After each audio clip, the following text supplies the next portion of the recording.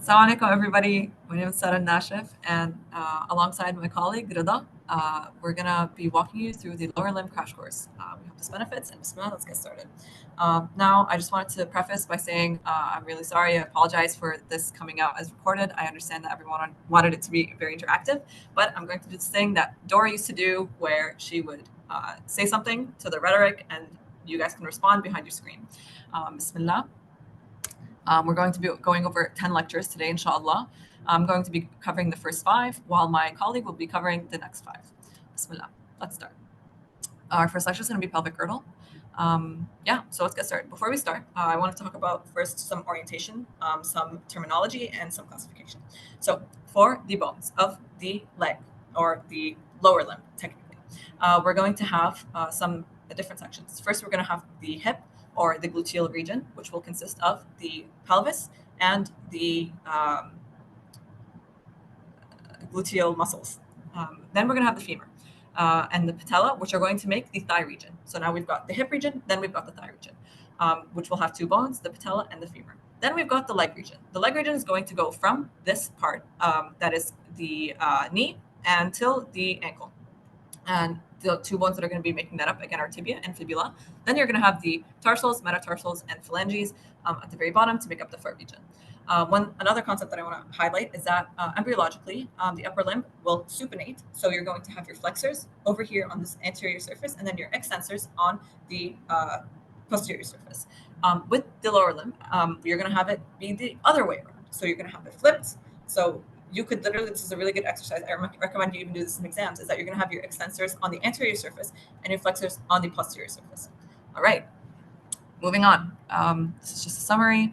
Also, I'd like to say that the way that I did this, I find the most useful is that making slides that are going to act as a reference point for you guys.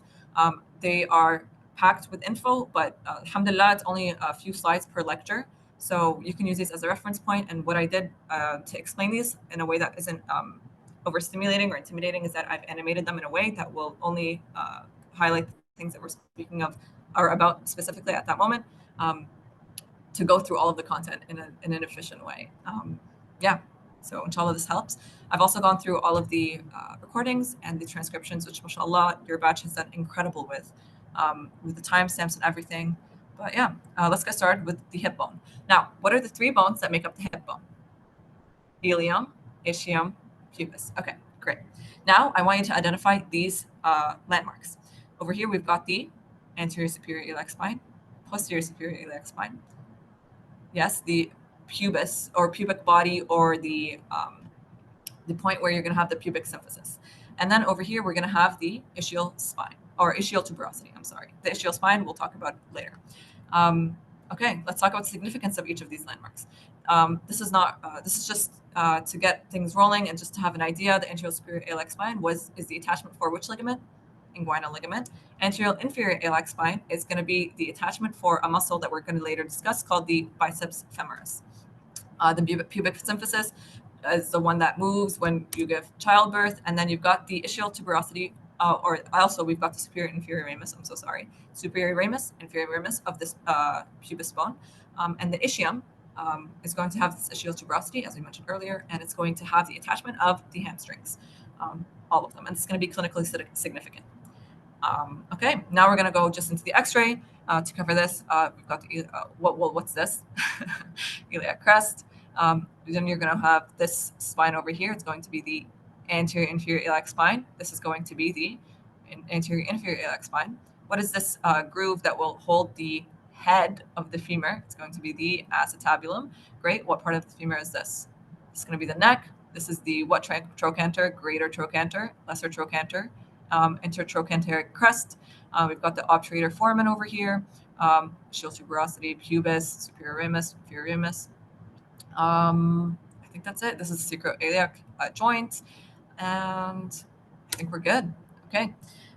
Moving on, we're going to talk about the obturator foramen really briefly. Where the obturator foramen is going to have a membrane that is going through it. The only thing that will go through this membrane is the obturator nerve, which is going to be important for the innervation of the medial aspect of the leg, or the medial compartment of the leg. We'll go through that later. The other significance of it is the muscles that are going to be attached to this obturator foramen. Their names are super easy. They're just called the obturator internus and the obturator externus. And they're both going to be responsible for the same function, which is the external rotation of the hip. If you haven't gone through or you need to review the motions of the movements in general, abduction, adduction, flexion, extension, circumduction, please go through them now before we continue our discussion. As we mentioned, the membrane, external, internal, obturator muscles, and the obturator nerve we're going through here. Okay, now for our first clinical aspect. We said that the hamstrings will attach to the ischial tuberosity, correct? Okay, then what is going on here? Right, you're going to see a break. This usually happens with athletes doing intense sports with hypercontraction of these muscles. When they contract super hard, super fast, they could break a piece of the bone off. And this is not the only place that we're going to see avulsion fractures.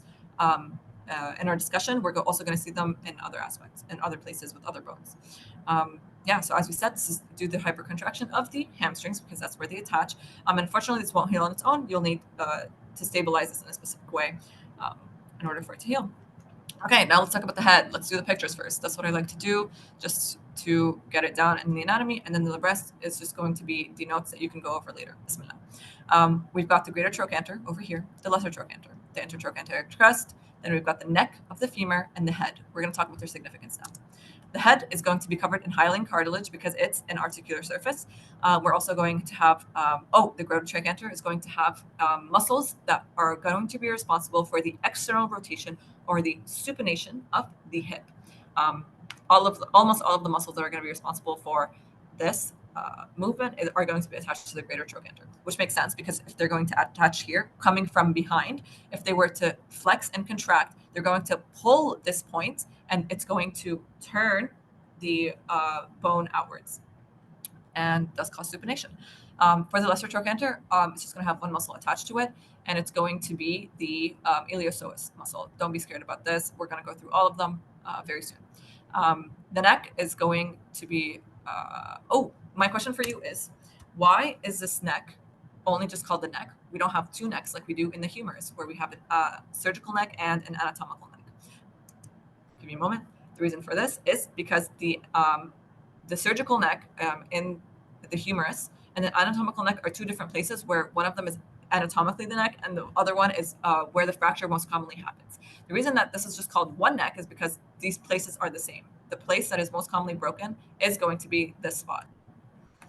Okay, so we're going to talk about the blood supply of the head of the femur now. Now, we're going to divide this into the proximal and distal part of the head. Now, the proximal part, which is the head, is going to have arterial supply through the ligament that will attach to the fovea. By the way, this is the part that is going to attach to the ligament with an artery that runs through. And then the distal part is going to be supplied by two arteries. More importantly, the more important artery that we're going to talk about is going to be called the medial femoral circumflex artery. And this is going to have clinical significance to it. Before we continue, let's talk about the x-ray one more time. This is going to be the acetabulum. This is going to be the head. This is the neck, intertrochanteric crest, greater trochanter, lesser trochanter. Bismillah. Now, let's talk clinical. Coxa, let's start with coxa varus and coxa valga. So as we grow older, the angle between the angle in the head of the femur is going to decrease. Okay, so as kids, it's going to be slightly larger at 135 degrees approximately. As we get older and become adults, it gets to around 126 degrees. The normal range is going to be between 120 and 140 degrees. As we get older, you expect this to get even smaller because of bone wasting. But Now, what we're going to have is abnormal presentation of these angles. First, we're going to have coxa vera, and the way that I like to remember this is coxa very small angle, very acute, you can think of. And this is going to be identified as an angle that is less than 120 degrees. Now, for coxa vera, it's the same thing, but very big. And the degree is going to be 140 degrees, as we mentioned before. Now, I want you guys to try to imagine what could be the clinical implications of this. Coxa vera, you've got the angle has gotten smaller, and thus the limb itself, so the femur itself, has gotten smaller as well. So this will cause shortness of the limb. Okay, what else would it cause? Because it's so it's moving you've got the hip, and this is the femur. It's moving like this. It's going to cause a limp, actually, and it's going to be painful. Yeah. So, and then for this part, because it's not well supported with the angle, it's going like if it were this, the angle were to be smaller, it wouldn't have such an easy, like not any movement will allow it to move out. But now that it's straighter, it can easily slip out of the acetabulum and the capsule, and so you'd have a hip dislocation. Now, moving on to neck fractures. Now, neck fractures most commonly happen, which is just a breaking of the bone at the neck region, in women that have osteoporosis. The reason that's women is because osteoporosis mostly affects women. But yeah, this is the demographic that you're going to be looking for when solving questions. This is what it looks like on X-ray, and the presentation is going to be a shortened limb again, but you're going to have lateral rotation of the limb. Now, why is this important? In something called posterior hip dislocation, which is what we're going to go over in future slides, the identifying features are going to be the same, except for the fact that you're going to have medial rotation of the limb. Okie dokie. Moving on, and the way that you just measure this is you measure from the anterior superior iliac spine to the malleolus, and then you compare it to the other leg to confirm. Now let's look at this picture because it's going to be really important. We mentioned that there's two arteries that are going to be supplying the femoral head. They're going to be the lateral circumflex femoral artery and the medial circumflex femoral artery, which is the one that we emphasized. Now, if you have an intertrochanteric break, you are not going to disturb the supply to the head, okay? But if you were to have a transcervical break, you're going to disturb the supply of the medial circumflex artery. The reason that we need to know this is because the treatment of these two cases is going to be different depending on the break and where it's located. So if it were just this, all you need to do is just support so that the bone would heal properly. With this one, because there's no blood supply there, there is going to be death of the tissue or avascular necrosis. Necrosis is dead tissue. Avascular refers to the fact that it's due to lack of oxygenated blood that's reaching it, and so it will waste. Okay, we went over this. Another thing to say, or you might be questioning, what about this artery that's going to the head of the femur that we mentioned earlier? In children, this is going to be the case. There is going to be an artery supplying the head of the femur through this ligament. But as we get older and we become adults, this artery will occlude and we will have no more supply. Okie dokie. Before we discuss the next clinical case, we're going to go over the anatomy of the femur. Okay, we've got two condyles over here, large, and they're going to be articular surfaces. So they're going to have some hyaline cartilage on its surface. Then we have our medial and lateral epicondyles, which are going to act as attachment points for ligaments. This is another view over here. Let's talk about the significance. Medial and lateral condyles, as we said, hyaline cartilage is going to cover them. They're going to make the knee joint. The medial epicondyle is going to be on the same side as which leg bone? Tibia or fibula? Yes, it's going to be on the same side as the tibial bone. So it's going to have the medial or tibial collateral ligament, which is going to make part of the knee joint. Lateral epicondyle is the other case. You're going to have the fibula or the lateral collateral ligament. And then we're going to have the popliteal surface, which is going to be here at the back of the femur, and it's going to be the base or the floor of the popliteal fossa, which is going to be something that we're going to be discussing later. Alrighty, going back to our clinical case, we're going to have a shaft fracture. So now it's no longer the breakage of the neck of the femur, but somewhere along the shaft. We can classify these breaks into two. We can have a supracondylar fracture, which is just right above the condyles that we just mentioned, or we can have a midshaft. So anywhere along that shaft that will cause the bone to break into two pieces, one of them being the proximal and distal. And the significance of this is that because of the muscles that are attached to those pieces, it's going to pull on these muscles in different directions. Let's go through it. So as we mentioned, we have midshaft and supracondylar fractures. Let's go through midshaft first. This is what they would look like. You've got your proximal one being pulled at by different muscles in a specific direction, while the distal piece will be pulled in another direction. The distal piece will be pulled proximally, so closer to the body, and medially. And this piece that is more proximal will be flexed because of the iliopsoas. Yeah, okie dokie. For the supracondylar fracture, there's going to be a different significance. So because the muscle that's attached to it, to that part of the bone, is responsible for flexion. It's going to pull on that muscle and or that piece of the bone, which is the condyle. And what's going to happen is that that part of the condyle that's fractured is going to go and hit the nearest structure in the popliteal fossa. And this structure, the deepest structure in the popliteal fossa, is going to be the popliteal artery. This will present with hematoma or bleeding because of this fracture. And the muscle that's pulling is gastrocnemius. As we mentioned, we're going to go over it later as well. Now, another thing that's significant is that when this bone breaks within it, we have a huge amount of bone marrow or fat. And what happens is that these fat molecules can travel through the bloodstream and land themselves in the lungs, and this can cause embolism or blockage in the pulmonary arteries that will stop or occlude that area from getting enough oxygen. Okay. Now, I'd like to talk about the patella because that's also a part of the thigh region, thigh bone. As you can see, it's a sesamoid bone, which means that it is responsible for making sure that the tendons that are constantly chafing against bones don't waste away. So bone against bone is much better than tendon against bone. SubhanAllah, how it's been created. Now, the clinical significance is that this can also fracture, but depending on the trauma that it had, it's going to fracture in different ways. So if you have hyper contraction of the quad muscles, which let's go over this right now, actually. You've got the quadriceps tendon over here above, which will have the quadriceps muscle attaching to it, and you're going to have the patellar tendon.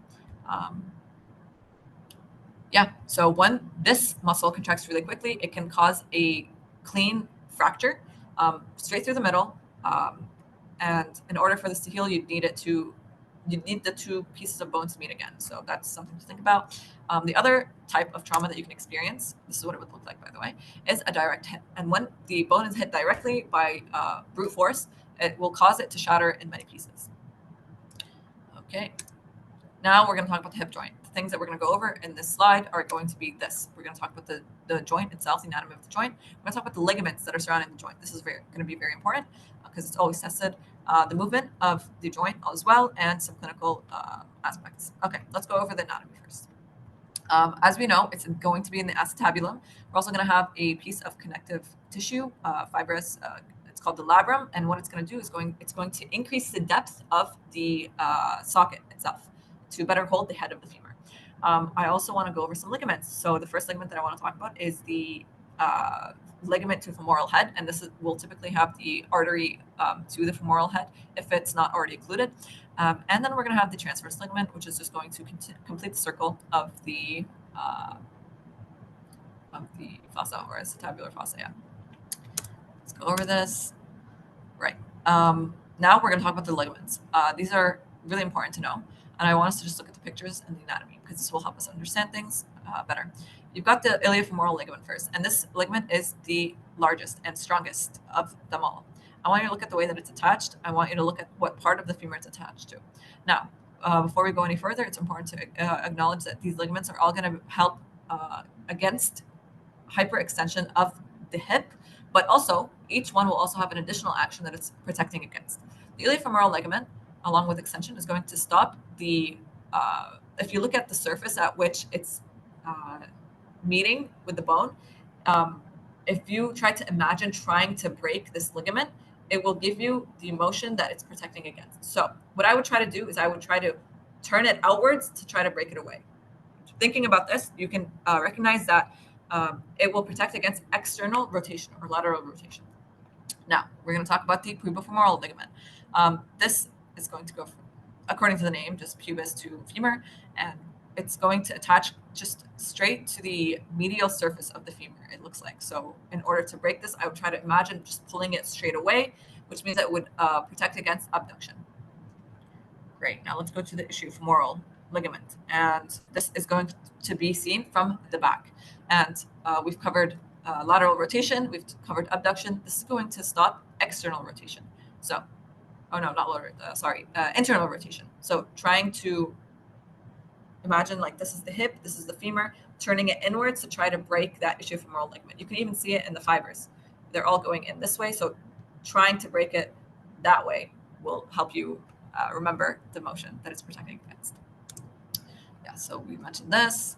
So all limit extension except for or plus. These are the three actions that we just went over. Now for the movement of the hip joint, what type of movement does the hip joint have in terms of range? The motions. Yes, it has a full range of motion, just like because it's a ball and socket joint, and it's filled with synovium. It was up here. I didn't go over it, but my question to you is, why is it that this joint has a smaller range of motion than the shoulder joint? And the answer is for two reasons, actually. The first thing that restricts this movement is the labrum that we talked about, or the depth of, or not just the labrum, but the depth of the in total of the acetabular fossa, and its constituents will make it harder for the femur to move freely. The other aspect is going to be that crazy capsule that we just talked about that is super strong. Oops. So this is it. Now let's talk about the clinical aspects. What do you see here?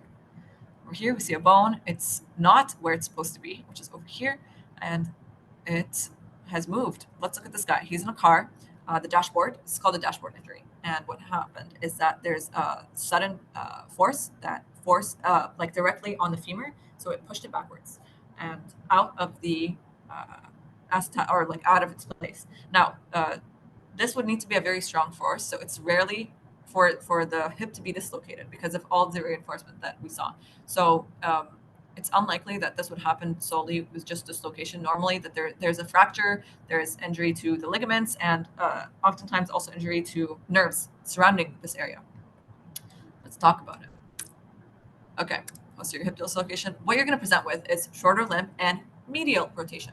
Remember what we said about the neck fracture, that it would present with lateral rotation? Now you know why that's significant. Okay. As we said, it rarely occurs without fractures of other things. Okie dokie. Now, this is just a quick review. I think you guys can go through this on your own because this is just for review. Alrighty. Oh, I highly recommend that you go through Dr. Blatt's questions. They're very high yield. They're going to help you a lot. Now, let's talk about the gluteal region. So this is going to mean we're going to talk about the muscles. We're going to be talking about their innervation. We're going to talk about the ligaments also. Let's get started. Let's talk about the ligaments first. Okay. So we've got the pelvis and we've got the ligaments of the pelvis. Now I'm going to talk about two ligaments that are important to us today. And they're going to be forming these circles and these holes. They're called respectively the greater sciatic foramen and the lesser sciatic foramen. Okie dokie. Let's start with this large ligament over here. Okay, we can notice that it starts from this bone, which is the sacrum, this bone, which is the iliac spine, or this part of the bone, and this part of the bone also, which is the ischial tuberosity. Now, it's going to go from here to here. Let's look at it from here, and it's going to form the inferior border of the lesser sciatic foramen. So, what are we going to call this guy? He's going to be the sacrotuberous ligament. Great. Now, let's do the second one. This guy is going to be coming straight from the sacrum, and it's going to go to the ischial spine. That's the one that we mentioned earlier. And it's going to divide the greater sciatic foramen from the lesser sciatic foramen. Okay, wonderful. Now we're going to talk about some landmarks that are going to go straight through these foramina that are going to help us identify the structures that are surrounding them. So for the greater sciatic foramen, we're going to have the piriformis muscle act as our landmark. Again, that's the piriformis muscle in the greater sciatic foramen. In the lesser sciatic foramen, it's going to be the obturator internus. One more time, the obturator internus, which we already discussed. Now, first I'm going to talk about the nerves that are going to be coming out of the greater sciatic foramen in relation to the piriformis. We're going to have 5 nerves. We're going to have also the piriformis, like the superior aspect of the piriformis, or the suprapiriformis structures and the infrapiriformis structures.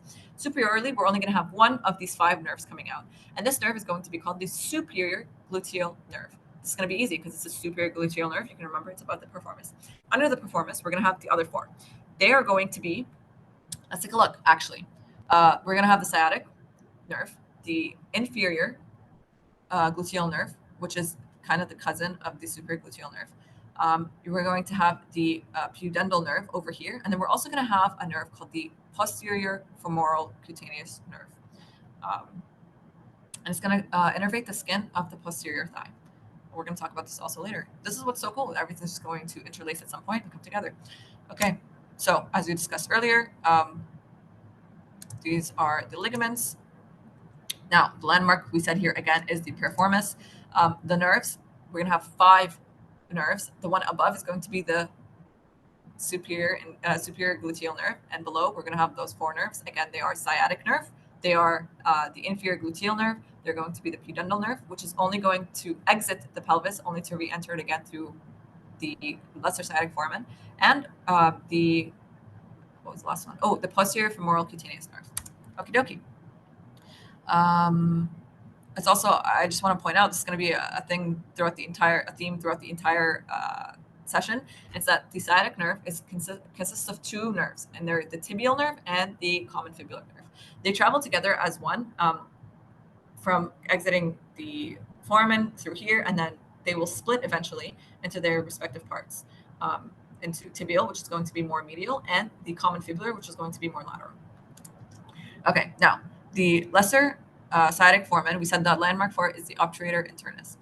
Now, there's only one nerve that I want to discuss here, and it's the pudendal nerve, which will be re-entering. It's going to loop around the ischial spine, actually, and then it's going to be re-entering the pelvis through this foramen. But this is more of a landmark for the muscles that are going to surround it, which we're going to discuss right now. Okay, let's talk about the muscles now. They're going to be grouped into like 2 sections, more or less. We're going to have the gluteal muscles, which are going to be 4 muscles, and then we're going to have the rest of the muscles, and they're going to be grouped together based on the fact that they're all going to be responsible for the same action, which is supination of the hip, because they're all going to insert themselves into the greater trochanter. As we said before, when these muscles all attach in the same place from behind, when they pull, so imagine this is my femur. We're going to go behind the femur and attach ourselves to the greater trochanter. When we get shorter, it's going to pull. So one more time, attaching, pulling when it gets shorter, and it's going to pull and externally rotate the hip. Okie dokie. I'll start with the gluteal muscles first. First thing we've got this ginormous gargantuan muscle that is the gluteus maximus. This is the shape that this is the thing that gives the buttocks its shape. It's very big, it's very strong, and it's going to be innervated by the inferior gluteal nerve, which is the one that passes under the piriformis. Now, the other 2 muscles that we're going to discuss are the gluteus medius and gluteus minimus, and these usually are grouped almost constantly together because they insert in the same place and they are innervated by the same nerve, which is the superior gluteal nerve. Okay. One thing that I want to mention also about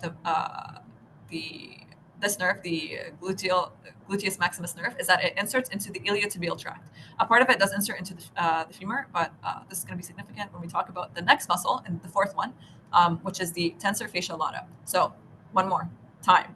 Gluteus maximus, medius minimus, and the tensor fascia lata. This is a very small muscle that's going to be here approximately. I'm not sure, maybe this is it, but I can't quite tell. I think it is. And what it's going to do is that it's just going to flex this iliotibial tract. And by the way, this iliotibial tract will also insert itself into the knee region. So it's going to run all the way down the side of the leg, or the side of the thigh. Okay, let's go through these. Inferior gluteal. Okay, and the action of the gluteus maximus is going to be extension. You can tell this through the fibers. This is a general rule to try to imagine the action of the muscle. You want to look at where it originates, where it inserts, where on the bone it inserts, and then if it were to shorten, how it would move that bone. And I think imagining that really, really helps. As for gluteus minimus and medius, as we said, we're going to group them together because they have very similar function, which is let's actually figure it out together. So they start here at the hip, and then they insert into the greater trochanter. So when these fibers get shorter, so this is it, they get shorter, they're going to pull on that femur and from this tip, from this specific tip over here, and it's going to swing it almost like a pivot outwards, the femur, and this will cause abduction of the hip. So again, gluteus medius and minimus will cause abduction of the hip through the which nerve? Superior gluteal nerve. Perfect. Okay, and then the tensor fasciolata.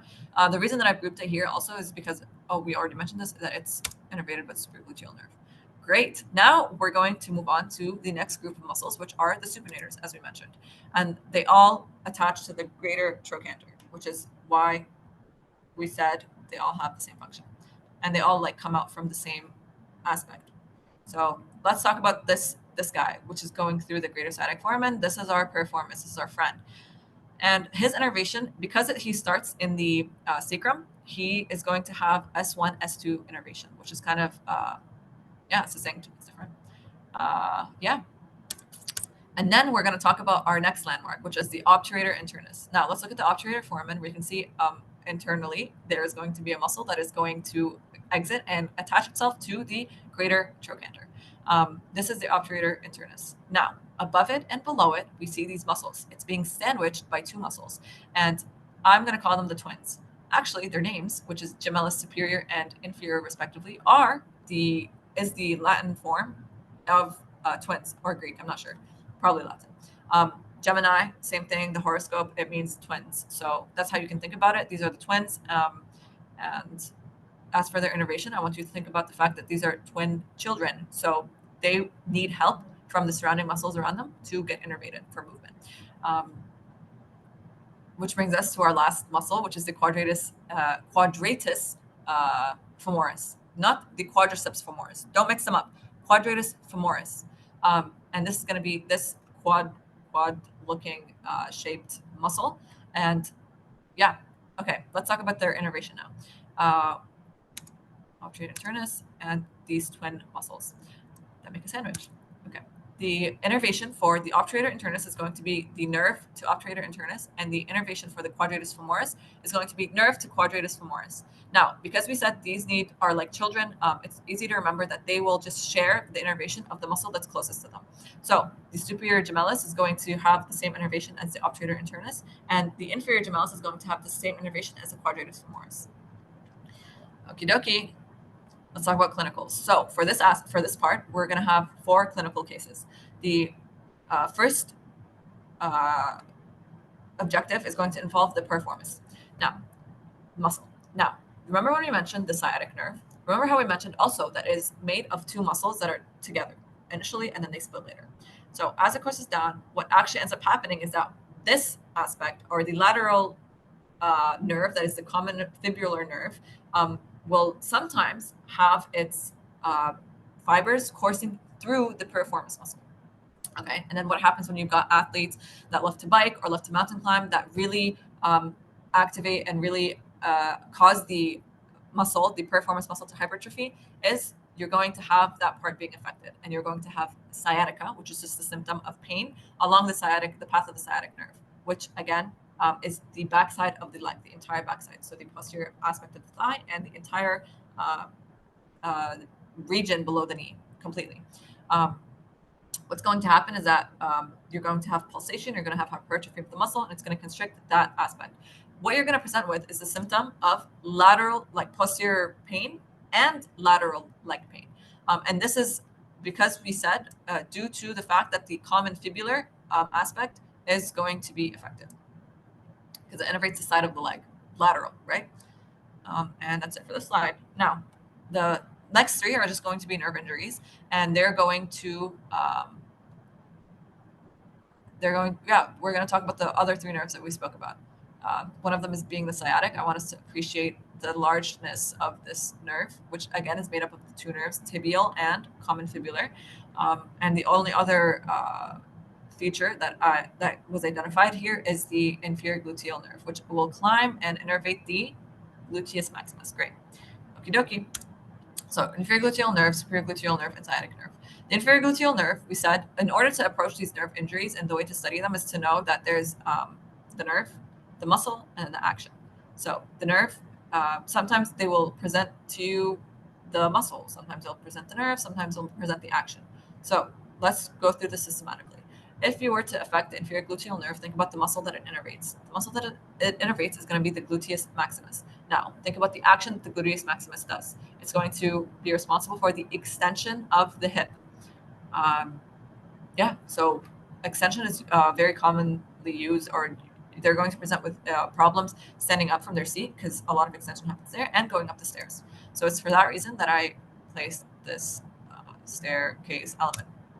Okay, the superior gluteal nerve, as you mentioned earlier, it could happen, the injury could happen through posterior hip dislocation. And let's think about, it innervates, of course, the gluteus medius and minimus, but let's think about their action. What did we say? We said they're responsible for abduction. Okay, great. So this person will have an issue with abducting their hip. Now, there's a sign or there's a test that you can clinically use to determine the problem, what side of, if there is a superior nerve injury, basically. And this sign is called the Trendelenburg sign. Now, I think the easiest way to think about this is, for exam reasons, in exam purposes, is to well, I'm going to tell you about the test first. It requires the patient to stand on one leg, and if there's dipping of the hip to the side of the leg that is elevated, then you know that there is a problem in the side that they're standing on. Now, why is that? Okay, I'll explain. I'm actually going to stand up for this. You can't really have an MSK session without standing up. Okay. Now, when you stand on one leg, what happens is that the abductors of the leg that you're standing on will pull on the femur to make it straight.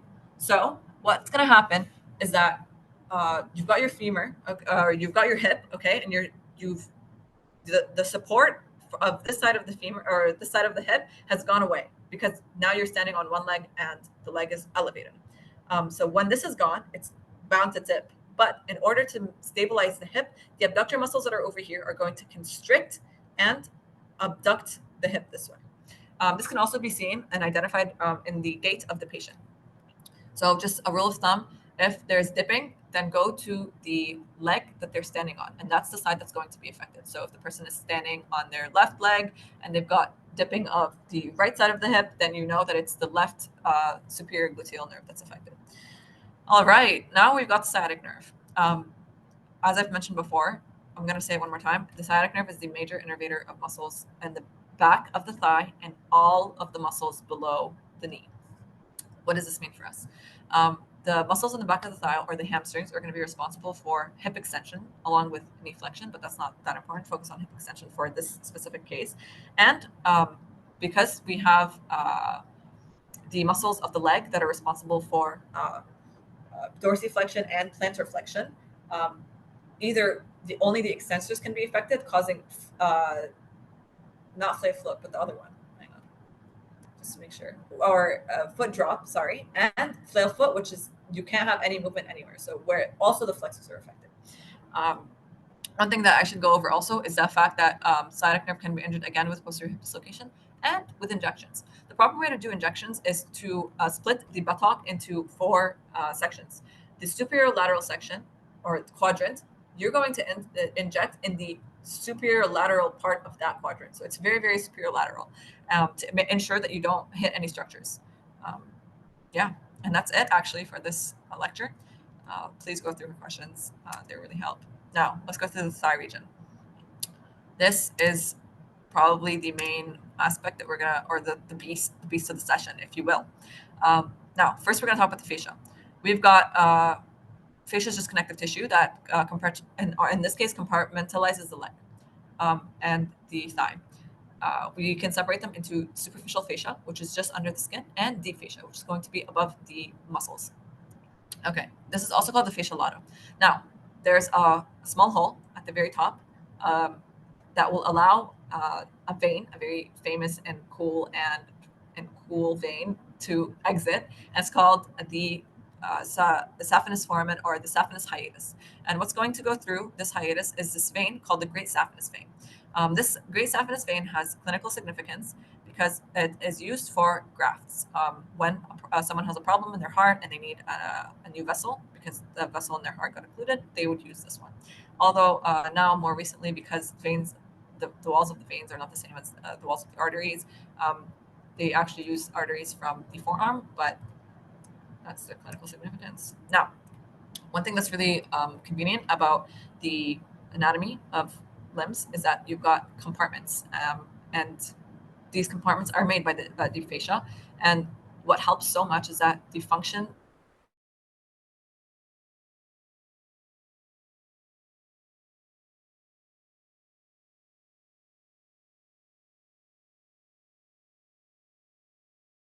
going to have the superficial fascia, and then this blue part is going to be our deep fascia. Now, let's look at our compartments.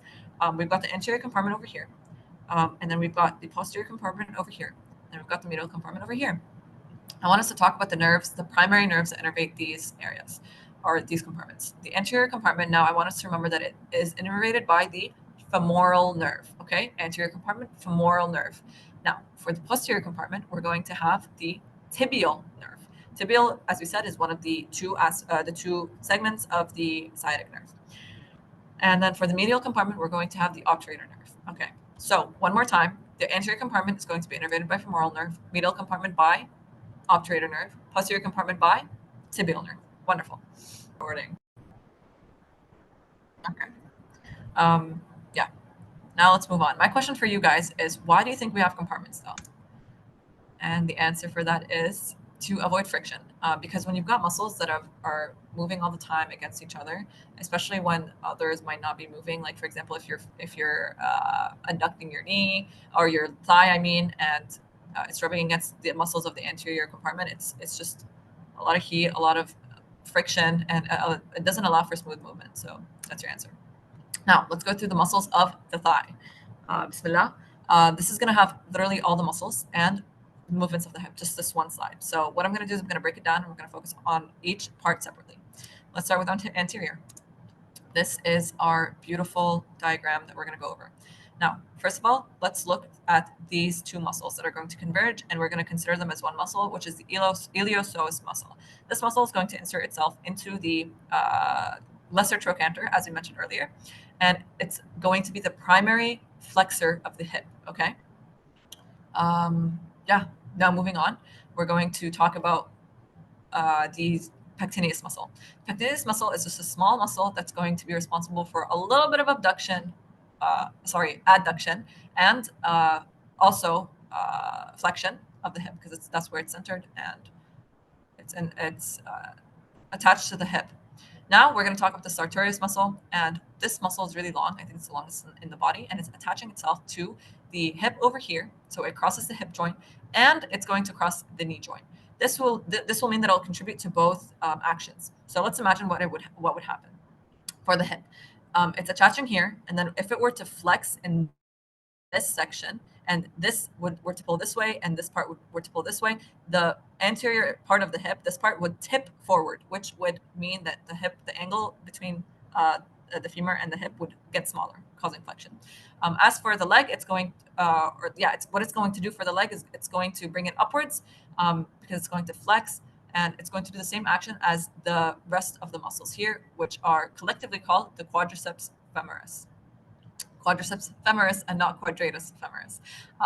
This muscle is made out of four muscles naturally, and they are the vastus triplets. So over here we've got the vastus triplets. One of them you can't see. It's gonna be under the rectus femoris. So those are the four muscles. You've got the rectus femoris, and then the three muscles that are vastus lateralis for the lateral aspect, intermedius, which is going to be intermediate or in the middle behind the rectus femoris, and the vastus medialis, which is the one that you like see in soccer players. It's like super bulging out, very characteristic.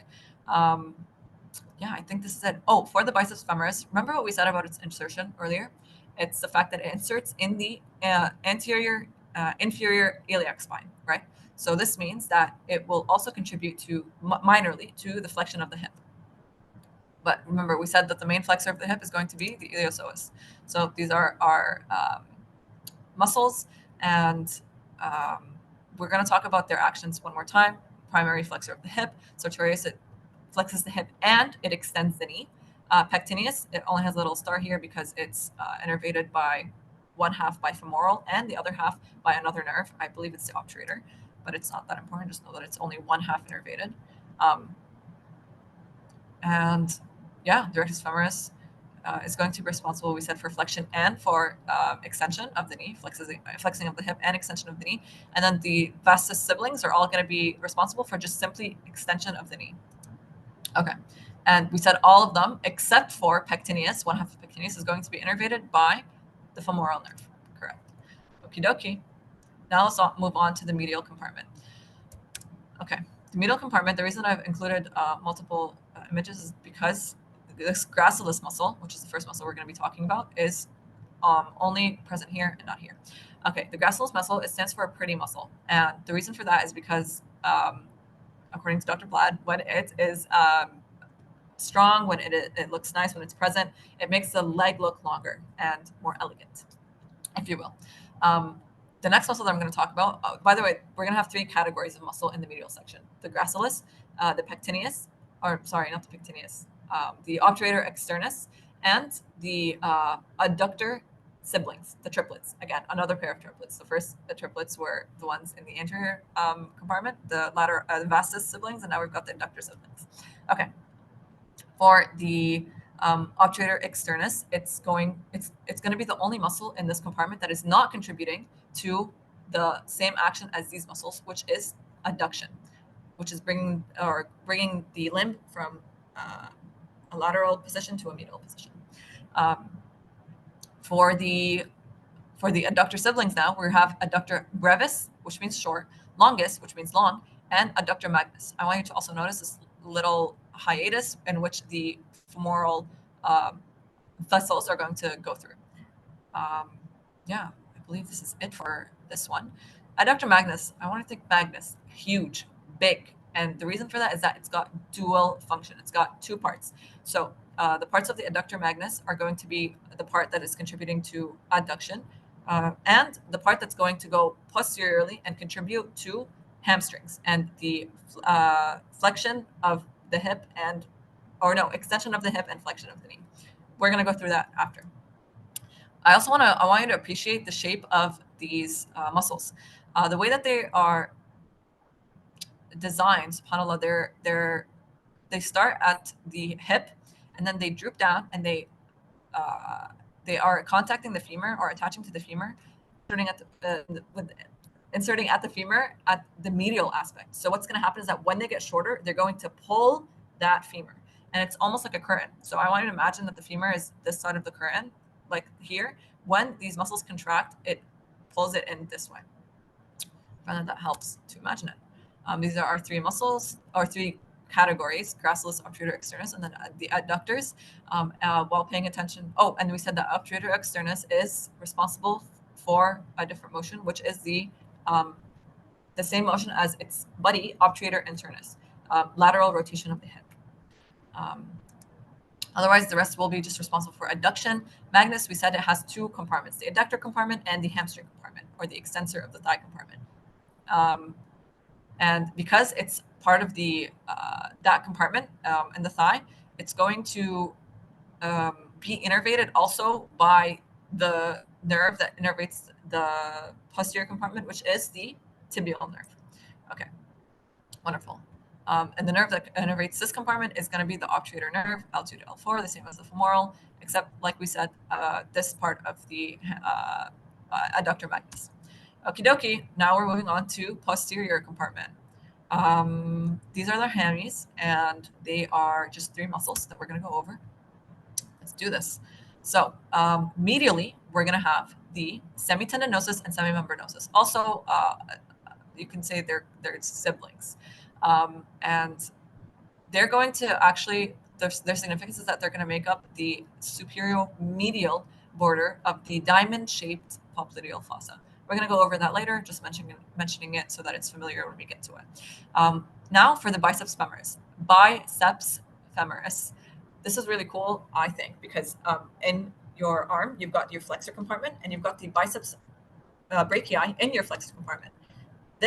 And then with your lower limb, it's flipped over, and you've also got a biceps muscle that is doing the same thing, which is making this angle back here smaller, right? I just think that's really cool. It's a cool parallel. It has two heads, and they both also make up the popliteal fossa margins. Okie dokie. The two heads actually also don't have the same innervation. So the short head of the biceps femoris is going to be innervated by the common fibular nerve, in contrast with the rest, which will be innervated by the tibial nerve. And we said common fibular nerve is just the other nerve in the sciatic that the sciatic nerve makes up. Okay, Now moving on to the movements of the hip. Review them right now really quickly in your mind. What are they? Okay, those are the ones. For flexion, as we said, we mentioned earlier, we've got the iliopsoas, which is going to be the primary flexor of the hip, and we're going to have the rectus femoris. Okay. As for and the rectus femoris, excuse me, but this is going to be the primary flexor of the hip. As for extension, we mentioned the major one, the big one. It's gluteus maximus, and it's going to have. It's also going to help, or the group that's going to help is going to be the hammies in the back. Now, the adduction, as we said, is going to be the medial compartment, all of it except for obturator externus, which will contribute to external rotation. And yeah, so your gracilis and your adductors. And then for abduction and internal rotation, we've got the two muscles that are responsible for both of them. We're grouping them together again, medial gluteus medius and gluteus minimus. And they're both going to be responsible for these actions. External rotation, we've got all of the muscles. Let's actually go through them. So we've got the two landmarks, piriformis and obturator internus. Obturator internus is going to have its twins, which are the superior gemellus and inferior gemellus, and then the quadratus femoris, and we're going to have finally the obturator externus that we just talked about. So that covers all of them. And then we're going to have circumduction, which is going to be all of them. Yeah, wonderful. I highly recommend that as you continue to learn, or through each segment, you sit down and you draw from your mind's eye what it is that you remember, sacrotuberous ligament and what flows through the piriformis first, obturator externus, internus, and drawing them. It really helps to, ferment those thoughts. This is what the slide in total would look like. I hope I broke it down adequately. Going back here, this is just to go over and provide you with general motions with stars, asterisks, because there are exceptions for these compartments. Yep. Okay. Now we're going to talk about the skin innervation. Okay, let's look here first. Okay, ignore the gluteal area. What I want you to look at is just the thigh. Okay, we've got the anterior thigh, we've got the medial thigh, we've got the lateral thigh, and then we've got the posterior thigh. All right. The first ones that I'm going to be talking about are going to be the medial, or compartments are going to be the medial compartment and the anterior compartment. And the reason for that is because the same nerves that innervate the muscular compartments of these areas are going to be innervating the skin as well. So for the anterior, it's going to be femoral nerve, and for the medial, it's going to be the obturator nerve. Great. Now, for the lateral and posterior, remember back in renal, probably, you guys took a nerve coming out of the lumbar plexus that was called the lateral cutaneous nerve. And this is going to be what it innervates. So you now finally know it's all coming together. As for the posterior aspect of the thigh, remember the nerve, that one of the four nerves that was going from under the piriformis? This is one of them, the posterior femoral cutaneous nerve. Alrighty. One thing to mention also about the femoral nerve is that it, as we said, the muscular innervation beneath the leg is going to be completely taken care of by the common fibular and the tibial, which are the sciatic together. But the terminal branch of the femoral is going to be called the saphenous nerve.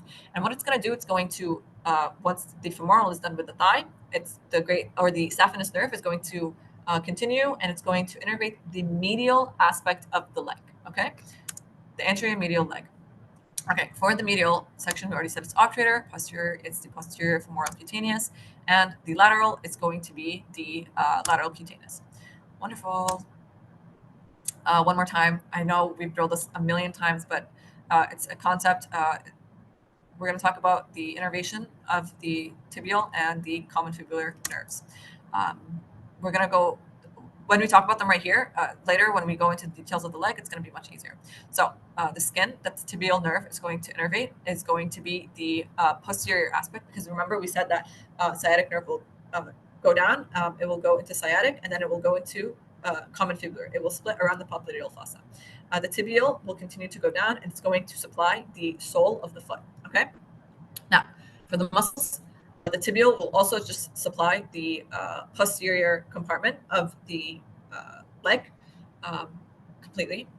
And yeah, for common fibular, we're going to have it, we can go into this later, but spoiler alert, it's going to split again, and it's going to innervate both the anterior compartment and the lateral compartment of the leg. The skin that it will innervate also is going to be the anterior lateral leg, and its branches are also going to supply or innervate the skin of the feet too. Okay. As for the muscles that the common fibular nerve is going to innervate, it's going to innervate, as we said, anterior and lateral compartments. Oh, and the short head of the biceps femoris, without forgetting that. Okie dokie. Now we're going to move on to the femoral triangle. This is how the slide is going to be divided. First, let's talk about the femoral triangle up here. Let's look at this. This is the entryway. This is what it's going to look like. And I want to talk about the boundaries, the contents, and the floor of this triangle. Okay. First, superiorly, we're looking at the inguinal ligament.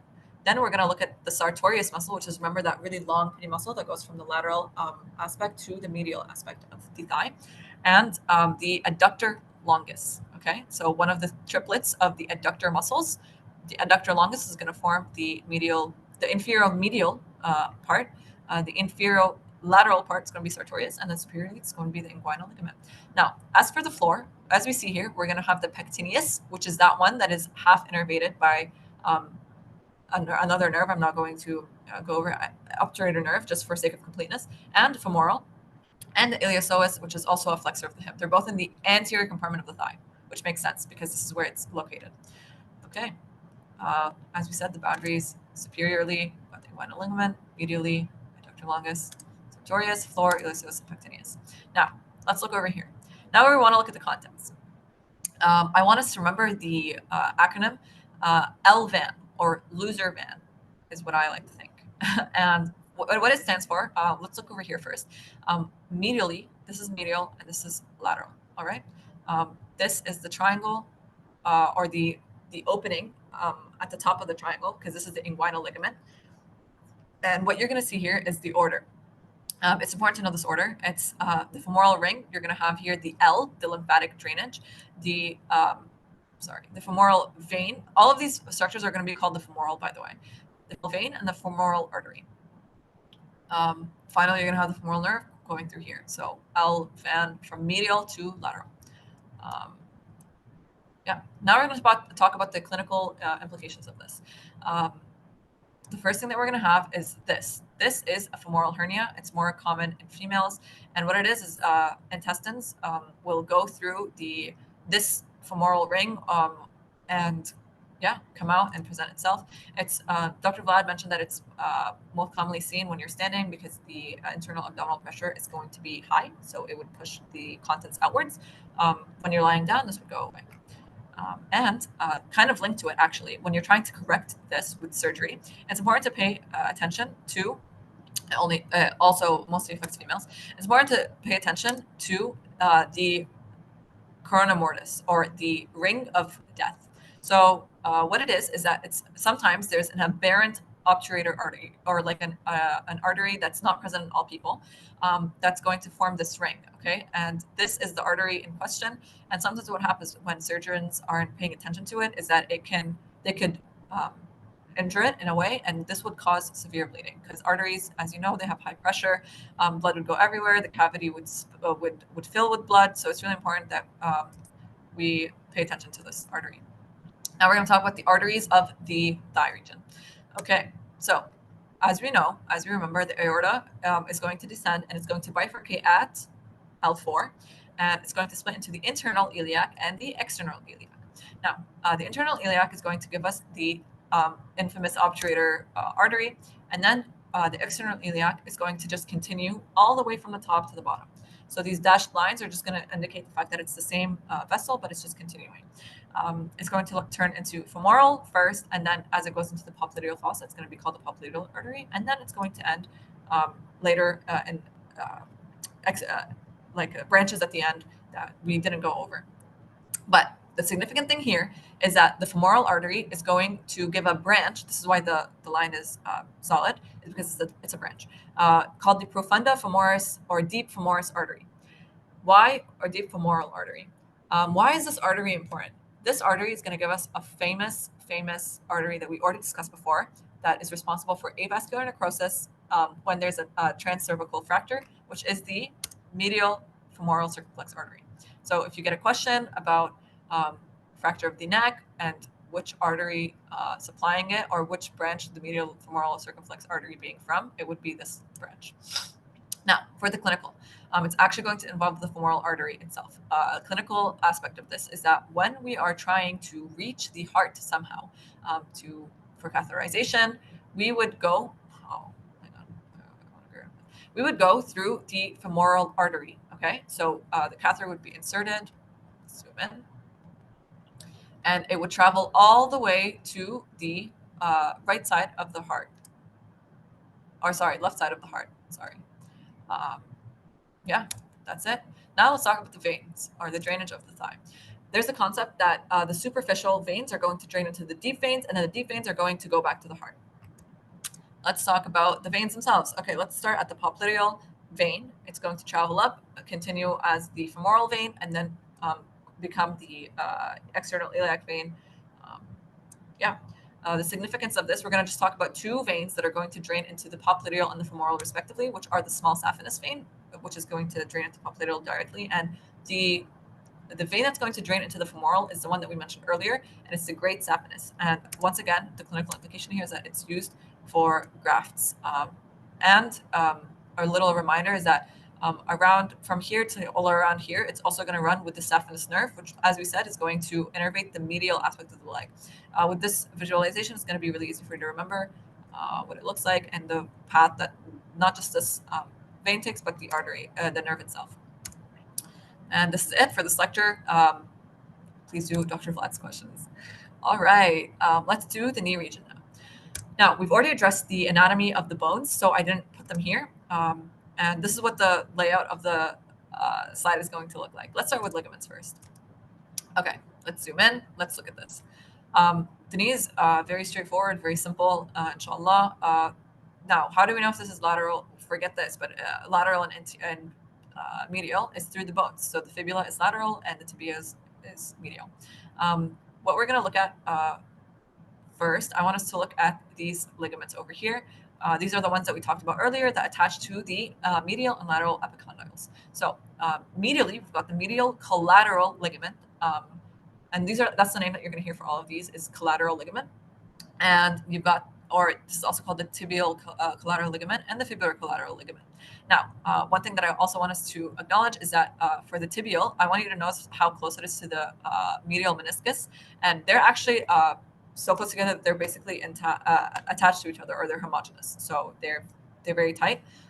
For the lateral aspect, though, it's not the same. The lateral meniscus does not have the same relationship with the fibular collateral ligament. Instead, you've got this muscle over here that's going to insert itself, and it's going to be called the popliteus muscle. We're going to talk about this muscle soon. Now we're going to talk about these ligaments that are called the cruciate ligaments. These are going to be the stars of the show today, for the most part. Both of them are going to start at the tibia, okay, and then they're going to go upwards and attach themselves. One of them is going to start from the back and attach itself at the front of the femur, and another one is going to start from the front of the tibia and attach itself. Oh no, I just said that. So from front, it's an X. So the front of the tibia to the back of the femur, and the back of the tibia to the front of the femur. And these are going to protect against twisting and forward or backwards movements of the tibia. This is just for complete mistake. Yeah. Oh, and the one that goes from the anterior to the posterior is called the anterior cruciate ligament, and then the one starting posteriorly that will go anteriorly is going to be called the posterior cruciate ligament. Okay. This is what it looks like laterally, and I really like the way that this looks. As you can see, you can really appreciate the X, and you can appreciate where it starts. So the posterior, as we said, it starts from the posterior aspect, and also one thing to point out is that they start at the intercondylar eminence. I'm not sure if this was labeled here. You can't really see it, but there's a little middle projection here called the intercondylar eminence. Okay. They're going to attach themselves here, and I want you to appreciate also the types of movements that it would protect against. Because these ligaments don't just go back and front, so they're not just attaching in the same spot and then going, like, for example, they don't just attach posterior-medially and then attach anterior-medially. No, they go and they cross. They don't just traverse in the sagittal plane, but they also traverse the coronal plane. And this also protects the knee from twisting actions, and it adds more stability. Is there anything else that we want to go over here? I don't think so. Again, this is the quadriceps tendon. Now we know the quadriceps muscles that contribute to this tendon and attaches at the patella. After the patella, it's called the patellar ligament. I think that's it. Okay, one thing that's important here is obviously this is also going to be covered. So this whole structure is going to be covered with an external capsule of the knee. That's going to hold the capsule of the knee. I'm sorry. That's going to hold the synovial fluid inside. Over here, the significance of this is that above this, we're going to have the iliotibial tract. Actually, remember the one that we mentioned earlier, that where the gluteus maximus is going to insert. It's going to insert itself at the knee here. And over here, we've got the retinacula. So this is the patellar ligament. We've got the lateral retinaculum, patellar retinaculum, and then the medial patellar retinaculum. Also, do you see these stars over here? When we're trying to aspirate or we're trying to take fluid out of the knee capsule, synovial fluid, it's not good to go in through here because you could injure a meniscus. It's important to, well, he pointed out in his lecture, Dr. Atif, that it's important to go in through these points, and you can still gain access. One last thing I want to say is that what is the function? Oh, hang on. Now we're saying it. The function of menisci is to act as cushions and hold the weight of the body. They're weight bearing. As bipedal beings, our body, subhanAllah, was designed to hold weight from the hip in the way that it's designed, and at the knees.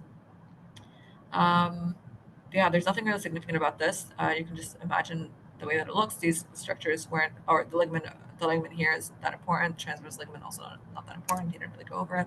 And this diagram, I put it here to be able to appreciate the fact that there is a synovial fluid inside and that there's a capsule going around. And I think that's it for the ligaments. Now, for the popliteus, this is the one that we mentioned earlier. What does it do? It's part of the posterior aspect of the leg, and its job is to, well, let's go over it actually. Naturally, when you're straightening your leg, the shape of the bones will force them to get locked. Okay, they just fit like puzzle pieces. So the tibia and the femur, they'll just click and they'll go into a specific position naturally, just through the design of the bones. Now, when you want to flex your knee again, how would you unlock this? This is the job of the popliteus muscle. So it does the action that will allow the femur to move, I believe it's laterally, to unlock this and allow for flexion of the knee. All right, how to unlock lateral rotation of the femur. And just to imagine it, this is what it looks like. So this is the posterior aspect, and it goes this way. It pulls, it contracts. So it pulls the femur laterally, rotates it, and it unlocks, it causes the unlocking mechanism. Okay, now for the bursas. There are 12 in the knee region. He didn't really go over this. I'm just putting this for completeness sake. I'm sure he's only going to talk about the important ones. This is the diagram that he used. Don't feel intimidated. He only mentioned these blue structures of the bursas, and he only mentioned that we need to know these ones. They're the most famous ones. They're the prepatellar bursa, the infrapatellar deep bursa, and the subcutaneous bursa. Another thing I want you to notice here, guys, is this popliteal cyst or Baker's cyst. What this is an outpouching of the synovial fluid and sheath from the synovial membrane. So just to go over this is actually important. Around the knee capsule or the knee joint itself to hold the synovial fluid, the synovial membrane is there just for that. Around the knee, again, there's a fibrous, more dense and thick capsule that also protects the knee and allows for stability, really. Yeah. What else is there? I think that's it. That's Baker's cyst. And this is it for the slide. Moving on to the clinical aspects. Now, the stars of the show, like I told you, are the ACL and the PCL. We're also going to lightly touch upon the test that will help us diagnose a TCL or tibial collateral ligament and fibular collateral ligament tear. Now, the ACL or PCL tear the ACL tear can happen from sports or injuries, commonly as we hear, and something called the unhappy triad. The PCL, as we mentioned before, remember the dashboard injury where we talked about the posterior or it causing posterior hip dislocation? Another thing that could happen is it could cause the posterior cruciate ligament to also rupture through the same mechanism. So instead of it hitting the femur and it pushing it back, it hits the tibia and then it causes the ligament to break. We're going to go over it right now. So the concept is the movement of the tibia. That's the thing that causes the rupture of these tendons or ligaments. I'm sorry. Yeah, so if the tibia were to move anteriorly, the ACL or the anterior collateral ligament is what would rupture. So looking here, this is the ACL, or this is the PCL, I'm sorry, this is the ACL. If the tibia were to move anteriorly too much, it would cause this to rupture. Same concept. If it were to move backwards, it would cause it to rupture as well. Okay, now let's talk about the unhappy triad. Let's go down here. Let's look at this guy. He's skiing. What happened is that his leg got stuck. Not only did it get stuck, he is also applying force in many different ways. So the leg, and they're contradictory. So the leg is stuck and it's going, um, or it's abducting away, right? So there's force that way. But then at the same time, there's contradictory force that he's applying, trying to get unstuck in the opposite direction, right? So there's already that mismatch. And we've also got the fact that it's rotated. So this puts stress. Also, remember what we said about the cruciate ligaments stopping twisting. It's also causing twisting, a rotation movement. And this will affect all three structures, which are the ACL over here, the TCL, because it's the medial aspect. And like we said, he's putting stress on trying to pull away on the medial aspect of his leg because he's bending it outwards. And the meniscus tear. And the thing about the meniscus tear is that when it tears, it can cause a hematoma or hemarthrosis. Hemarthrosis is the word that you're looking for, which is blood in the knee capsule. Yeah, and it happens through something called a bucket handle tear. So this is what it would look like when it's torn, because it looks like a bucket handle. And yeah. Okay, assalamu alaikum, guys. So sorry for the technical difficulties and the issues and how delayed this is, but I'm going to start by talking about the tests now. We discussed the tears. Now we're going to be discussing some tests, a couple actually, to test and diagnose whether or not the ACL or PCL tear is present. The first test that I'm going to talk about is the anterior and posterior drawer test. So this is the classic. You've got your patient bent with their knee bent at 90 degrees, and the healthcare professional either pulling anteriorly the tibia and seeing if there's significant movement, or posteriorly to see if there's a PCL tear. So movement anteriorly indicates that there is an anterior cruciate ligament tear. Pushing posteriorly will indicate a posterior tear. Now, this is uncomfortable for the patient, and there's actually another test that's much more accurate. And what it's called is the Lockman's test. And what it has is just you've got your patient's leg held at 30 degrees, and you gently move the leg around to see whether there's a tear. And if there is displacement more than 5 millimeters, you don't need to get even into the details of it, then you can assume that there's a tear. Finally, there's going to be one more set of tests, or it's one test, but depending on the direction that you move the leg in, it will test for the collateral ligaments. So this is the tibial collateral and the fibular collateral. Tibial collateral is going to be the medial, and the fibular collateral is going to be the lateral. And how this works is that you're going to have your patient supine, and what is going to happen is that you're going to stabilize the femur, and you're going to move the leg portion away from in the perpendicular motion of the ligament that you're trying to test. So if you're trying to test for the medial, you'd move the leg away. If you're trying to test for the lateral, you'd move in the opposite direction. And that's it for the knee region. Bismillah, now we're doing the popliteal region and the leg. All right, so for the popliteal fossa first, before we get into the compartments, is we're going to try and define the boundaries, the floor, and the contents of the popliteal fossa. Let's get started. So for the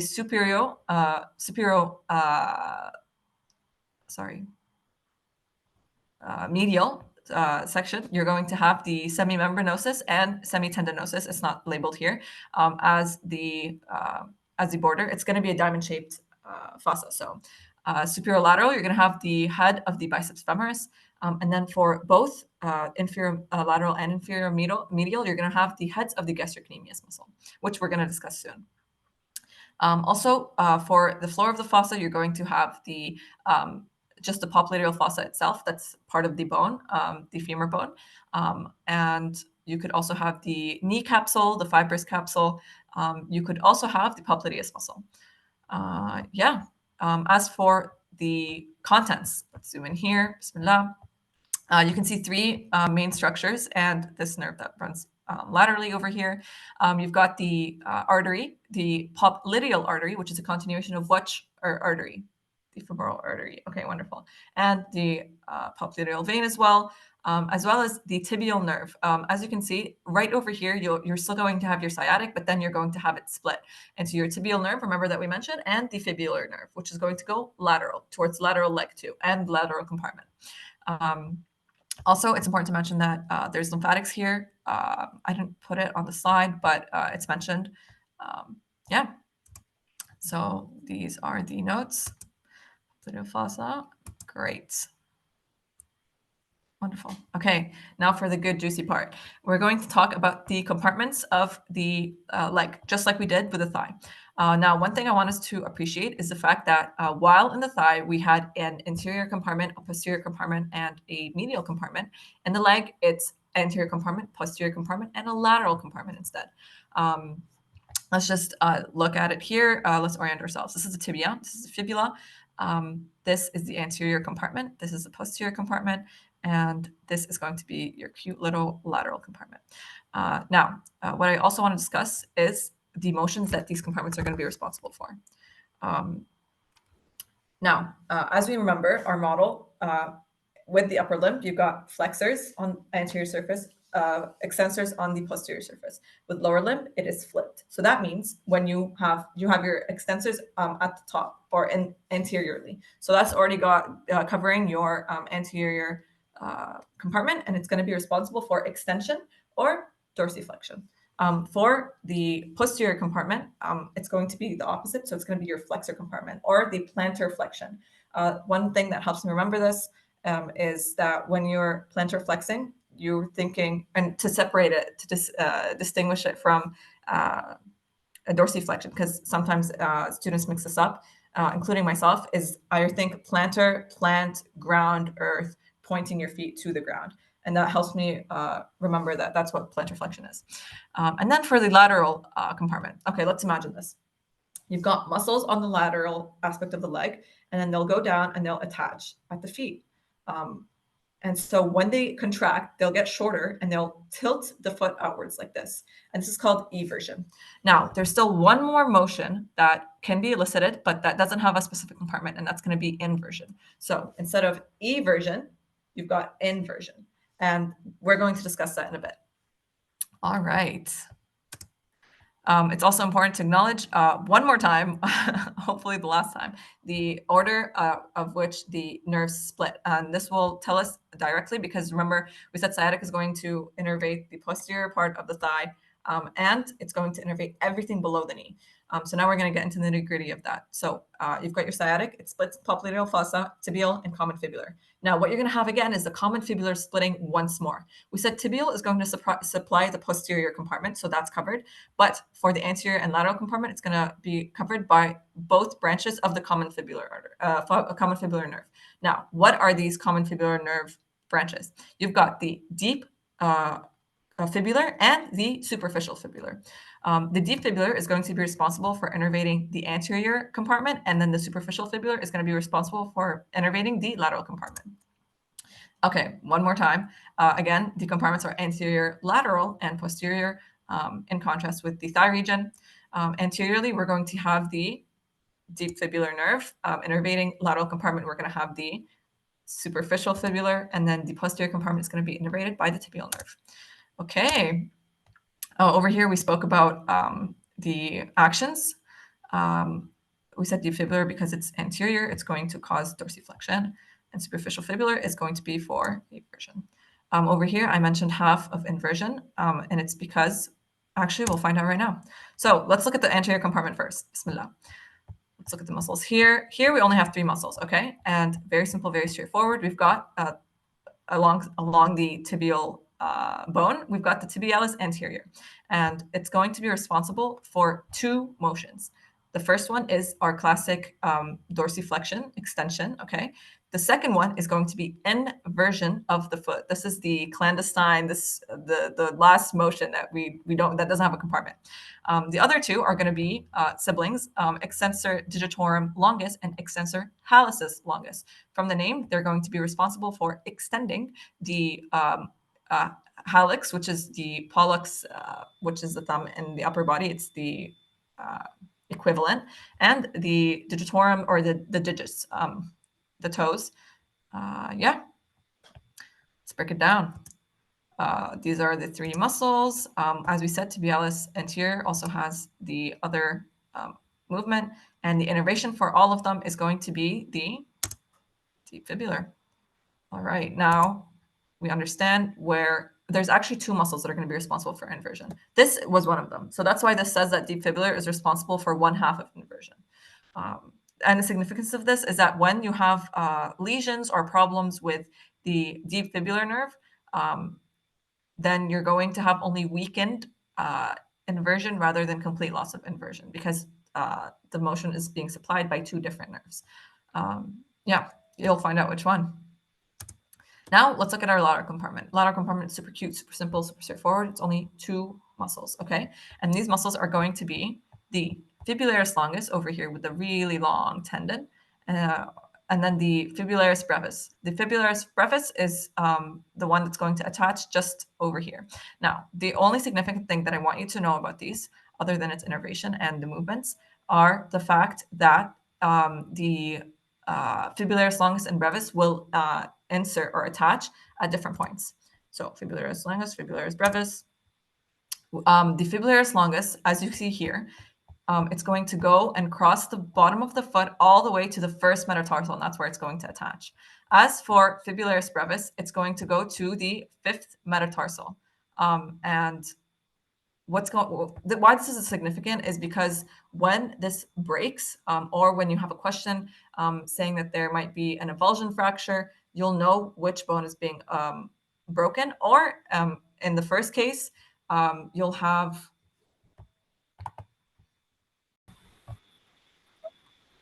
on the slide, we're going to tackle the lateral compartment and posterior compartment. Okay, let's look at the picture over here. And this compartment, this is a really cute compartment. We only have 2 muscles. They're going to be the fibularis longus and the fibularis brevis.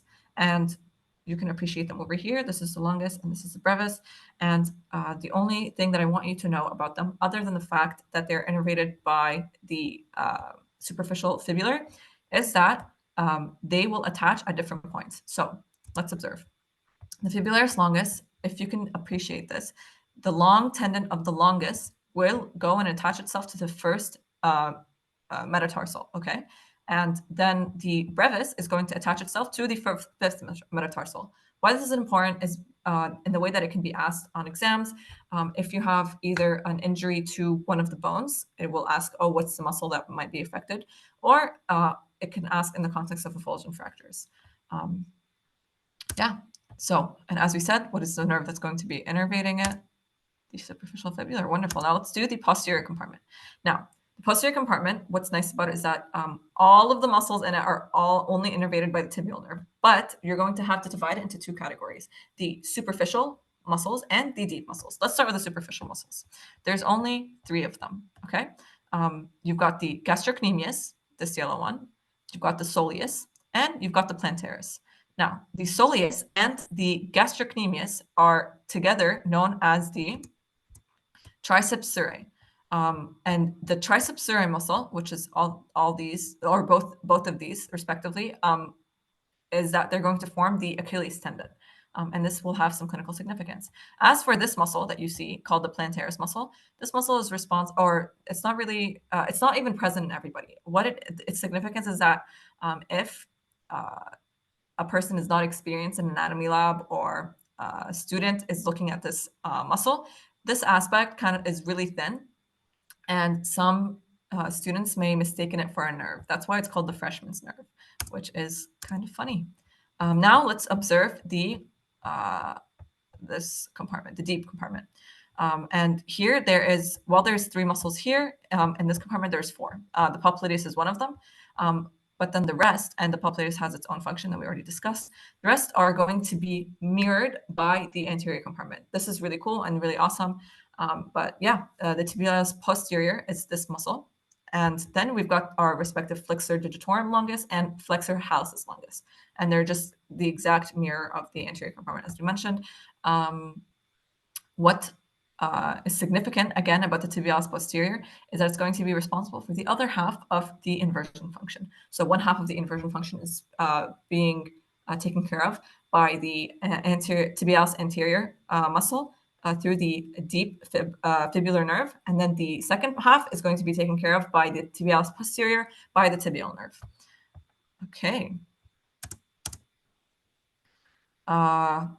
Yeah, so this one is responsible for inversion, and these are just used for flexion, naturally.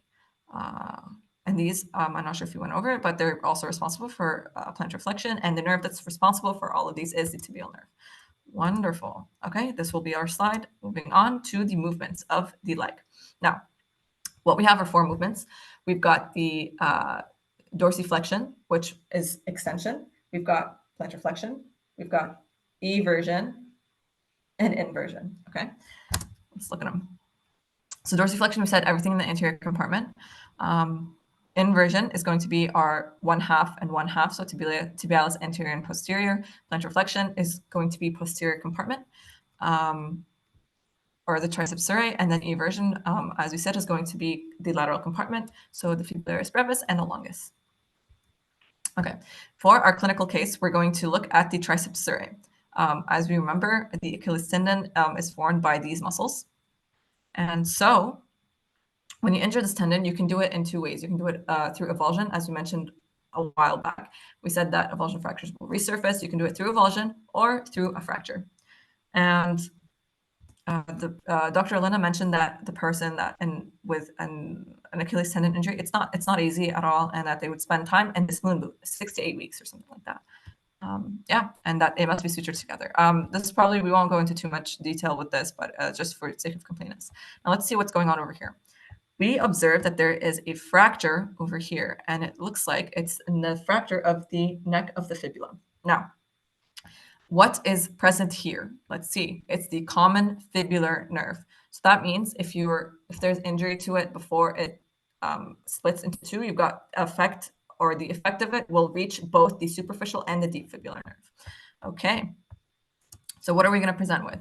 What are the motions that the common fibular nerve is responsible for? So we said the deep fibular is responsible for anterior compartment, which is dorsiflexion, and the superficial fibular nerve is going to be responsible for the lateral compartment, for eversion. Now, also, we said that 1/2 of inversion is being taken care of by the deep fibular. So while you're going to have complete loss of eversion and dorsiflexion, inversion will only be partially affected.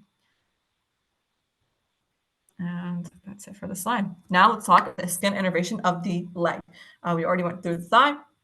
Now we also slightly touched upon the leg, but now we're going to cover it for real.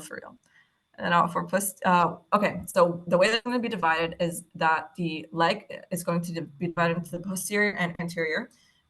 But the posterior compartment is going to be divided into 2. So you're going to have the lateral posterior, which will also cover the lateral anterior. So it's kind of just going to go around the calf laterally, and then the medial posterior. Yeah. So the same nerve that's going to be responsible for the posterior medial is also going to be covering down the foot and to the sole. Now, we mentioned this earlier too. What nerve is responsible for the sole? It's going to be this nerve. So it's going to travel over here. As you can see, it's posterior medial, and it's going to go all the way down. And this nerve is going to be our tibial nerve. Now, for posterior lateral, it's going to be our common fibular nerve. Now, for those sections up top, we've got just the branches right off the sciatic. What I also want to focus on after you're going to see is that we're going to look at the branches of the common fibular nerve because they're also going to be innervating some skin in the leg. Now, we've covered the lateral aspect. We've covered the posterior medial. Now we need to cover the anterior medial. Can you remember the nerve that we already discussed that's going to cover this area? It's going to be the terminal branch of the femoral nerve or the saphenous nerve. This is supposed to say saphenous, not great. But yeah, now moving on to the branches of the common fibular, the superficial fibular and the deep fibular. And the idea here is that to maneuver or to think about this is the more muscles that the nerve innervates, the less power, if you will, it will have at innervating the skin. So it's so busy innervating so many muscles, the skin surface that it's going to innervate is not going to be that significant. So let's start with the superficial fibular nerve, which is the lateral compartment. It's only innervating two cute muscles. So you're going to notice that its innervation of the dorsum of the foot is going to be much greater than that of a deep fibular nerve, which is responsible for three muscles. Let's observe it here. So this is the innervation of the common fibular in total. So the common fibular is going to innervate this compartment or this part, and the superficial fibular and the deep fibular are going to cover these parts respectively. So the superficial fibular, as we said, it's going to cover the dorsum of the foot, and the deep fibular is only going to be responsible for one tiny, teeny section, and it's going to be in between the big toe and the second toe. And other names, by the way, for the nerves over here are going to be the lateral sural nerves and the medial sural nerve. And sural just means leg. So yeah. Okay, and just for visualization purposes. So we said when it comes to the leg over here, we've got the anterior medial over here section that's covered by the saphenous nerve. We've got the common fibular over here. And then for the back, we've got the tibial nerve to the sole. And then over here, we've got the common fibular and the little area that's covered by the deep branch. Or not the common fibular, I meant the superficial branch. And I think this is it for skin. Now, for the arteries of the leg, we're going to have two major broad categories. The first is the popliteal, which naturally makes sense because it's going to be the primary supplier of blood coming down. It's a continuation of the femoral artery. And then we're going to have the geniculate. The geniculate is a group of arteries that is going to cause or create an anastomosis around the knee, and it's going to help with collateral circulation for when the popliteal is not transmitting blood. And when can you think of a moment when this can happen? And it's when you're crisscrossing, when you're sitting for a long time with your knees flexed. It obstructs, but thankfully you've got your collateral anastomosis. Let's start with the popliteal. So through the adductor hiatus, the femoral will exit, and then we'll go into the popliteal or popliteal fossa, causing it to change its name to popliteal. Now, the popliteal will split into two main arteries. Okay, let's look at them here. So ignore the many labels. Let's follow it from here. Popliteal artery is going to split into the anterior tibial and the anterior or posterior tibial. Let's follow them along. So the major one that we're going to see is going to be the posterior tibial. It's going to be the one supplying most of the leg. And so what's going to happen is that let's follow the anterior tibial first. It's going to go through the interosseous membrane. And there's nothing significant that happens here until it goes down and down and down the dotted line, and it reaches the ankle. What's going to happen there is that it's going to be called the dorsal, a lower limb, BP, and this is something Dr. Lane mentioned in there to see if the pressure body and the lower body, because where now for the back or the fibular artery that it's going to give us, posterior tibial artery. It's important to point out here that don't get confused with the arterial supply and the nerve, because the sciatic is the main nerve that goes down and then it splits into tibial and common fibular. Here, the popliteal artery is the main vector of blood that's going down, and it splits into two tibial arteries. And then you're going to get the fibular artery or any fibular supply from the posterior tibial artery. So yeah, remember that. And then the other artery that's going to be given by the posterior tibial artery is going to be a genicular artery. So the recurrent genicular artery, but we'll go over that in this section. So we mentioned the genicular artery and the fibular, while the anterior tibial, we said, is going to give us the dorsalis pedis punch. But I found that the easiest way to categorize them is through these three categories. In this category, we have five, here two, and here two. Now, the first five are really simple, and they're going to be that, but just follow what we're going to focus on. Do you see the dotted ones in the back? These are one, this middle one, and then 2, 3, 4, 5. These five are going to be called medial superior, lateral superior, and medial inferior and lateral inferior, respectively, geniculate arteries. And then you've got the middle geniculate. Yeah, and then you're going to have two arteries that are coming from the top.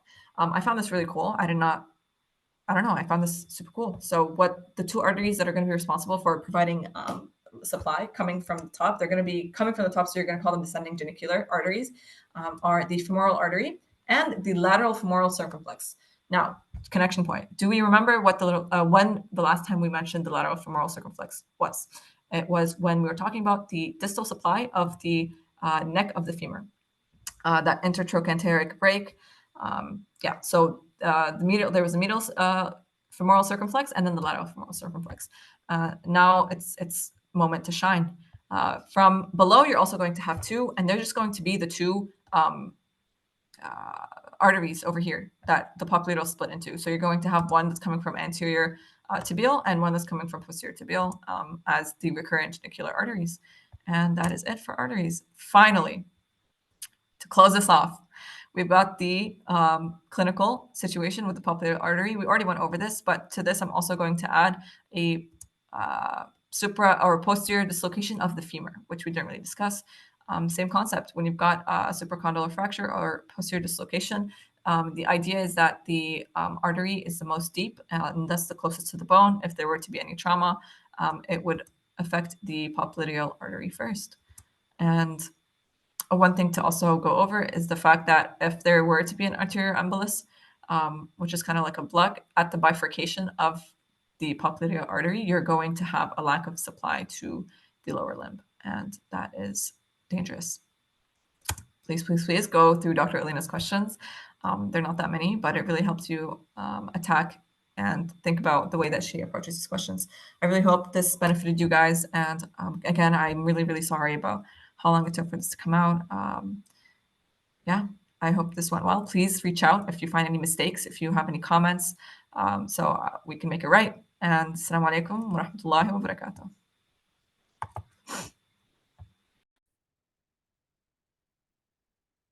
Assalamu alaikum, guys. My name is Rida Shahab, and I'm a second-year medical student, and I'll be continuing the session from here.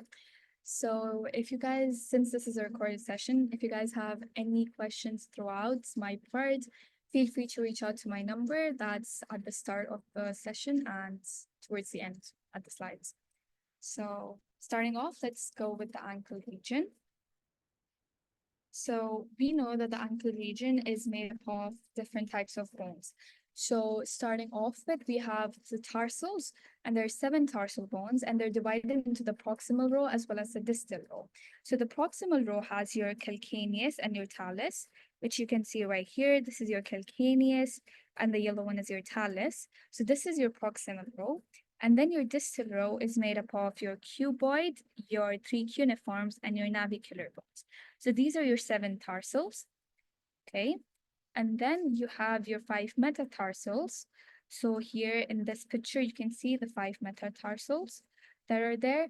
And then you have the 14 phalanges. So there are 14 phalanges. So the first digit of your toe has 2 phalanges, whereas the second to the fifth digits of your toe has 3. So 3 into 4 is 12, and then the first digit has 2, so that's 13 and 14. So you have 14 phalanges. Okay. And then here is just an X-ray of the bones that are seen. These are just the tarsal bones. You can see the talus, you can see the calcaneus. So these form the proximal row. Then you have the navicular, the cuneiforms. There are 3 cuneiforms, but we don't know how many you can see here because it's like a lateral view. And then you have a cuboid, and you have the metatarsals and your phalanges. So these are just the bones of your foot and an X-ray. So starting off with our first bone in the foot, which is the talus, which is one of the tarsals. So the talus is the main bone that transmits the body weight from the leg to the foot, okay? And it's gonna articulate with the tibia and the fibula from the top, and then it's also gonna articulate with the calcaneus from the posterior side and the navicular from the anterior side. So this is what makes the subtalar joint, which we're gonna cover in the future lecture as well. Just for now, just know that this is what makes the subtalar joint. And the head is also supported by something that we call the spring ligament.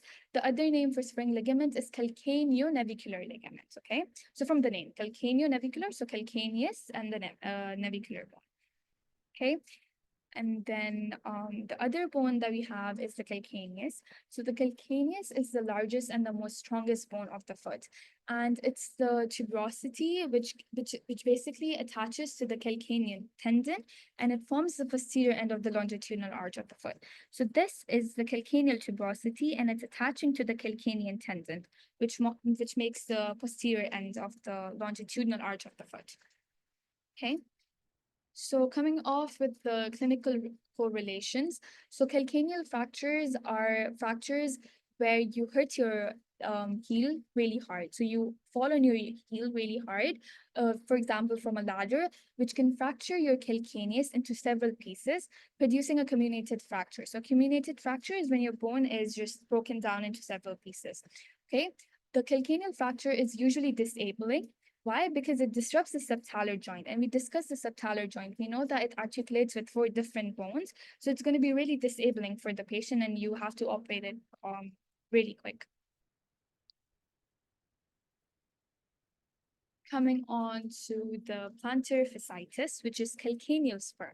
Now, this is the most common foot problem in runners, and it's usually asymptomatic unless they get an X-ray done by chance and the doctor finds it out.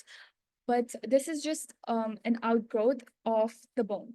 Okay, so just a bony outgrowth of the bone, and it's going to be attached to the plantar epineuritis at the medial tubercle of the calcaneus. Okay, so it's not going to be symptomatic unless it's found, on accident. But this is what it looks like in X-ray. You can just see there's like a bony outgrowth here at the calcaneus, and this is what it is. And it can only cause pain if it if it goes and hurts the plantar fasciitis. That's the only part where it can cause pain, and that's only when the patient presents with the pain at the heel. Usually it's just asymptomatic. Then you have the metatarsals. So the metatarsals are 5, okay?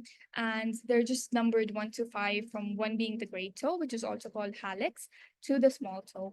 And there's going to be a proximal base. There's also a curved shaft. This is the curved shaft. It's usually convex, and then it has a distal head. And the heads collectively, they just form the anterior end of the longitudinal arch, which we're going to take, which also transmits 50% of the weight to the extremity on the ground. And now, fractures of the metatarsals are also really interesting because metatarsals get fractured when you drop a really heavy object on your foot. And here, the fracture is also called dancer's fracture because when the dancer loses their balance, they put their whole body weight on the metatarsals, and the metatarsals can fracture. Okay, so here are the fracture on the X-ray. You can clearly see that these are fractured. Okay, and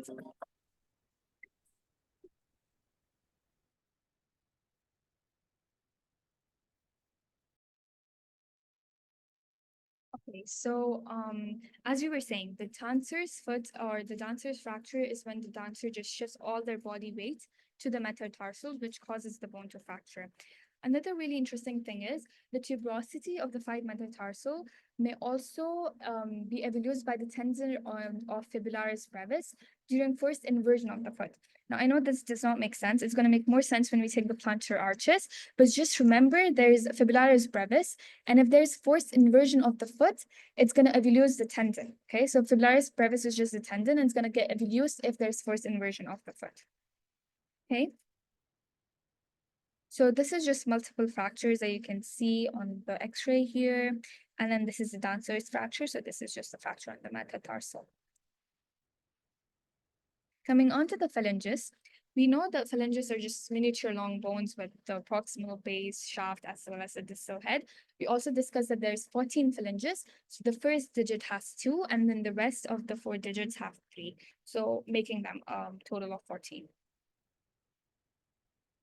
Now, for the bones of the distal leg, so we have the tibia and then we have the fibula. So the tibia, the shaft of the tibia is the thinnest, and that's why it's more likely to have a fracture at the junction of the tibia, okay? And then you also have the medial malleolus. So medial malleolus is the attachment for your medial ligament of the ankle. So the medial ligament of the ankle, sorry. So the medial ligament is also called the deltoid ligament, and it attaches to the medial malleolus of the tibia, okay? The fibula has the lateral malleolus, which is palpable. So you can palpate your lateral malleolus of your foot on the lateral side. That's your lateral malleolus. And that's the attachment site for the lateral ligaments of the ankle joint, okay? So the medial ligaments or the deltoid ligaments of your ankle joint are going to attach to the medial malleolus of the tibia, and the lateral ligaments are going to attach to the lateral malleolus of your fibula. This is just what the point says. Here's the fracture of your tibia right here. And that's just the picture showing tibia and fibula. Now coming to the ankle joint.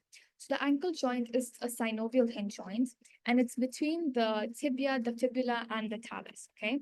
And this is going to allow the dorsiflexion as well as the plantar flexion. Now, what do we mean by dorsiflexion and plantar flexion? So plantar flexion is when you move your foot towards the ground, okay? So you're planting something downwards. That's plantar flexion.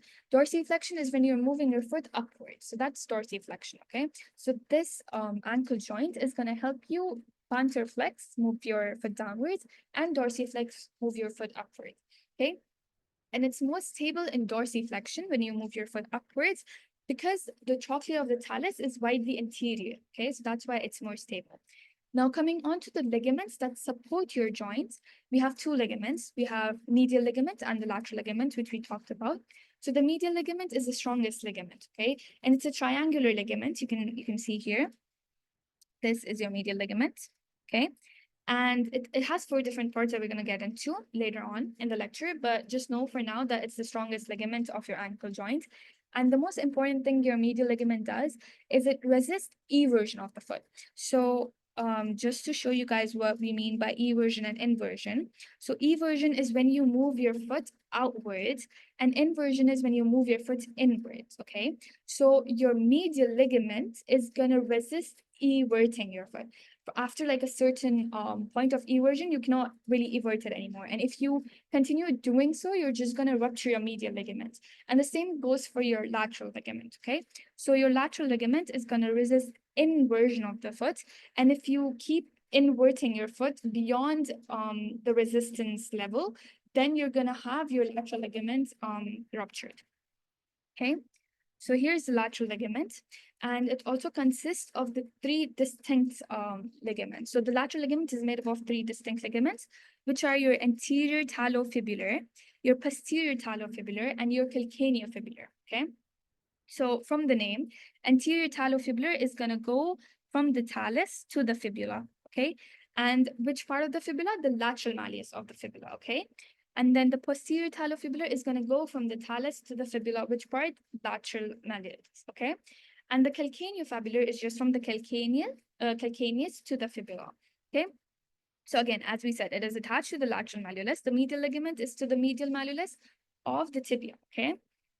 And then it also resists inversion of the foot. So this is a very important point. Remember, lateral ligament is going to prevent or resist eversion, okay?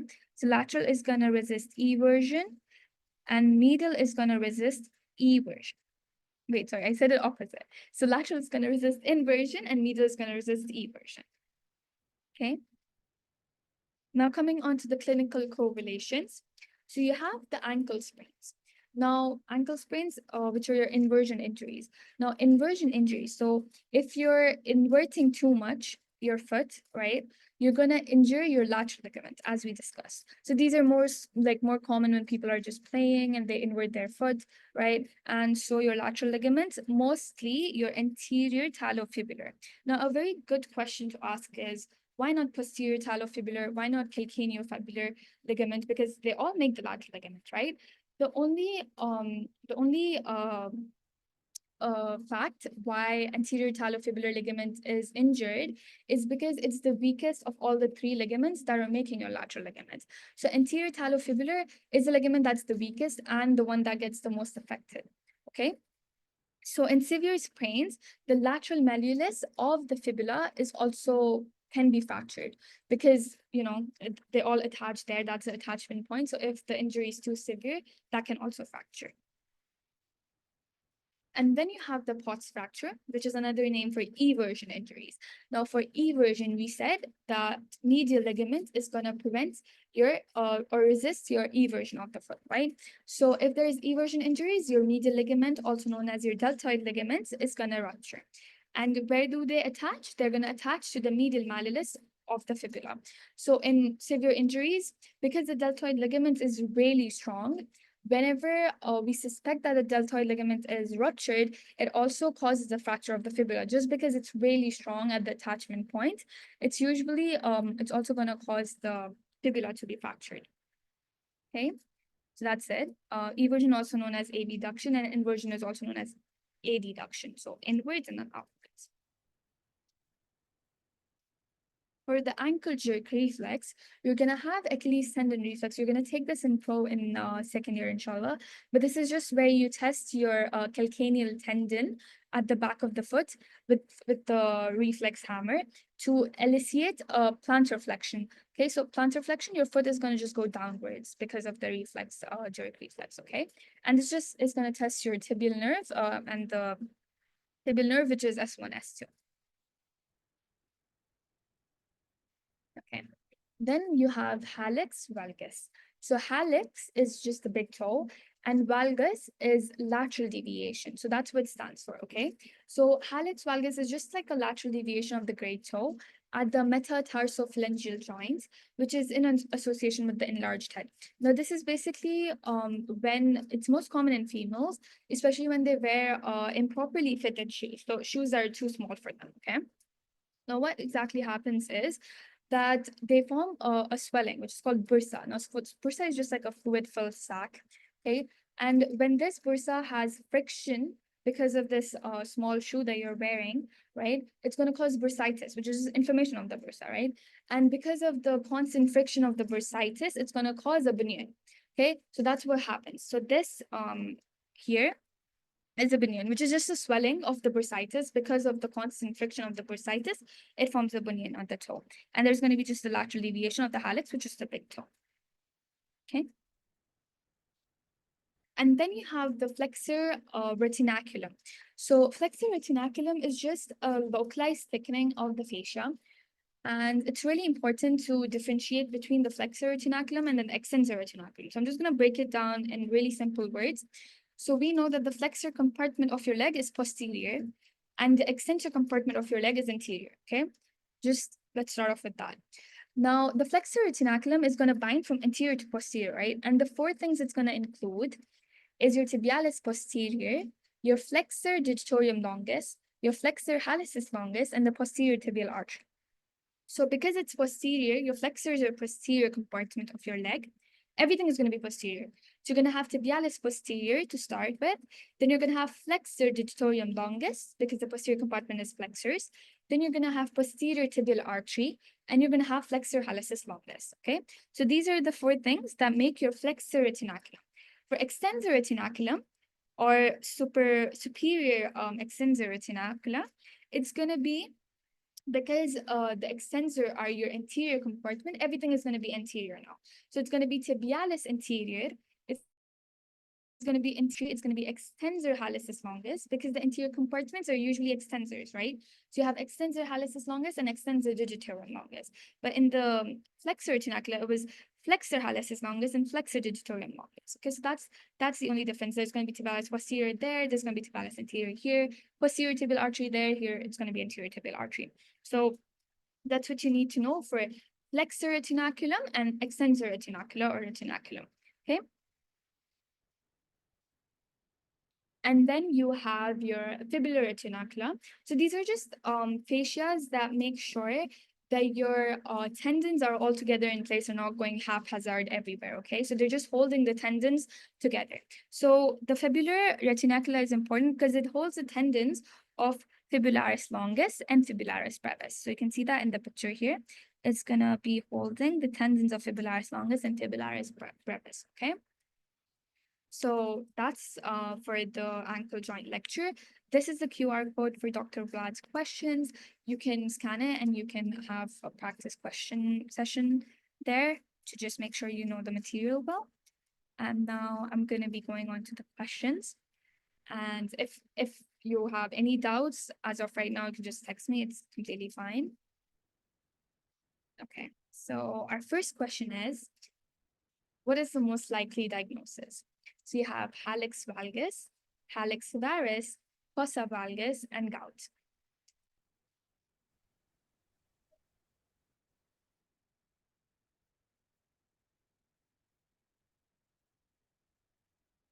Okay.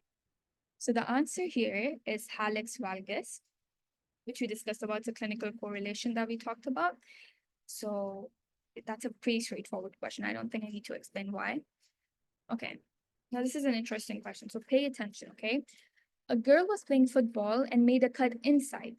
By doing that, she rotated her ankle and then started to feel the pain on the lateral side of the leg. Which ligament is most likely injured? So you have the lateral side of the leg, okay?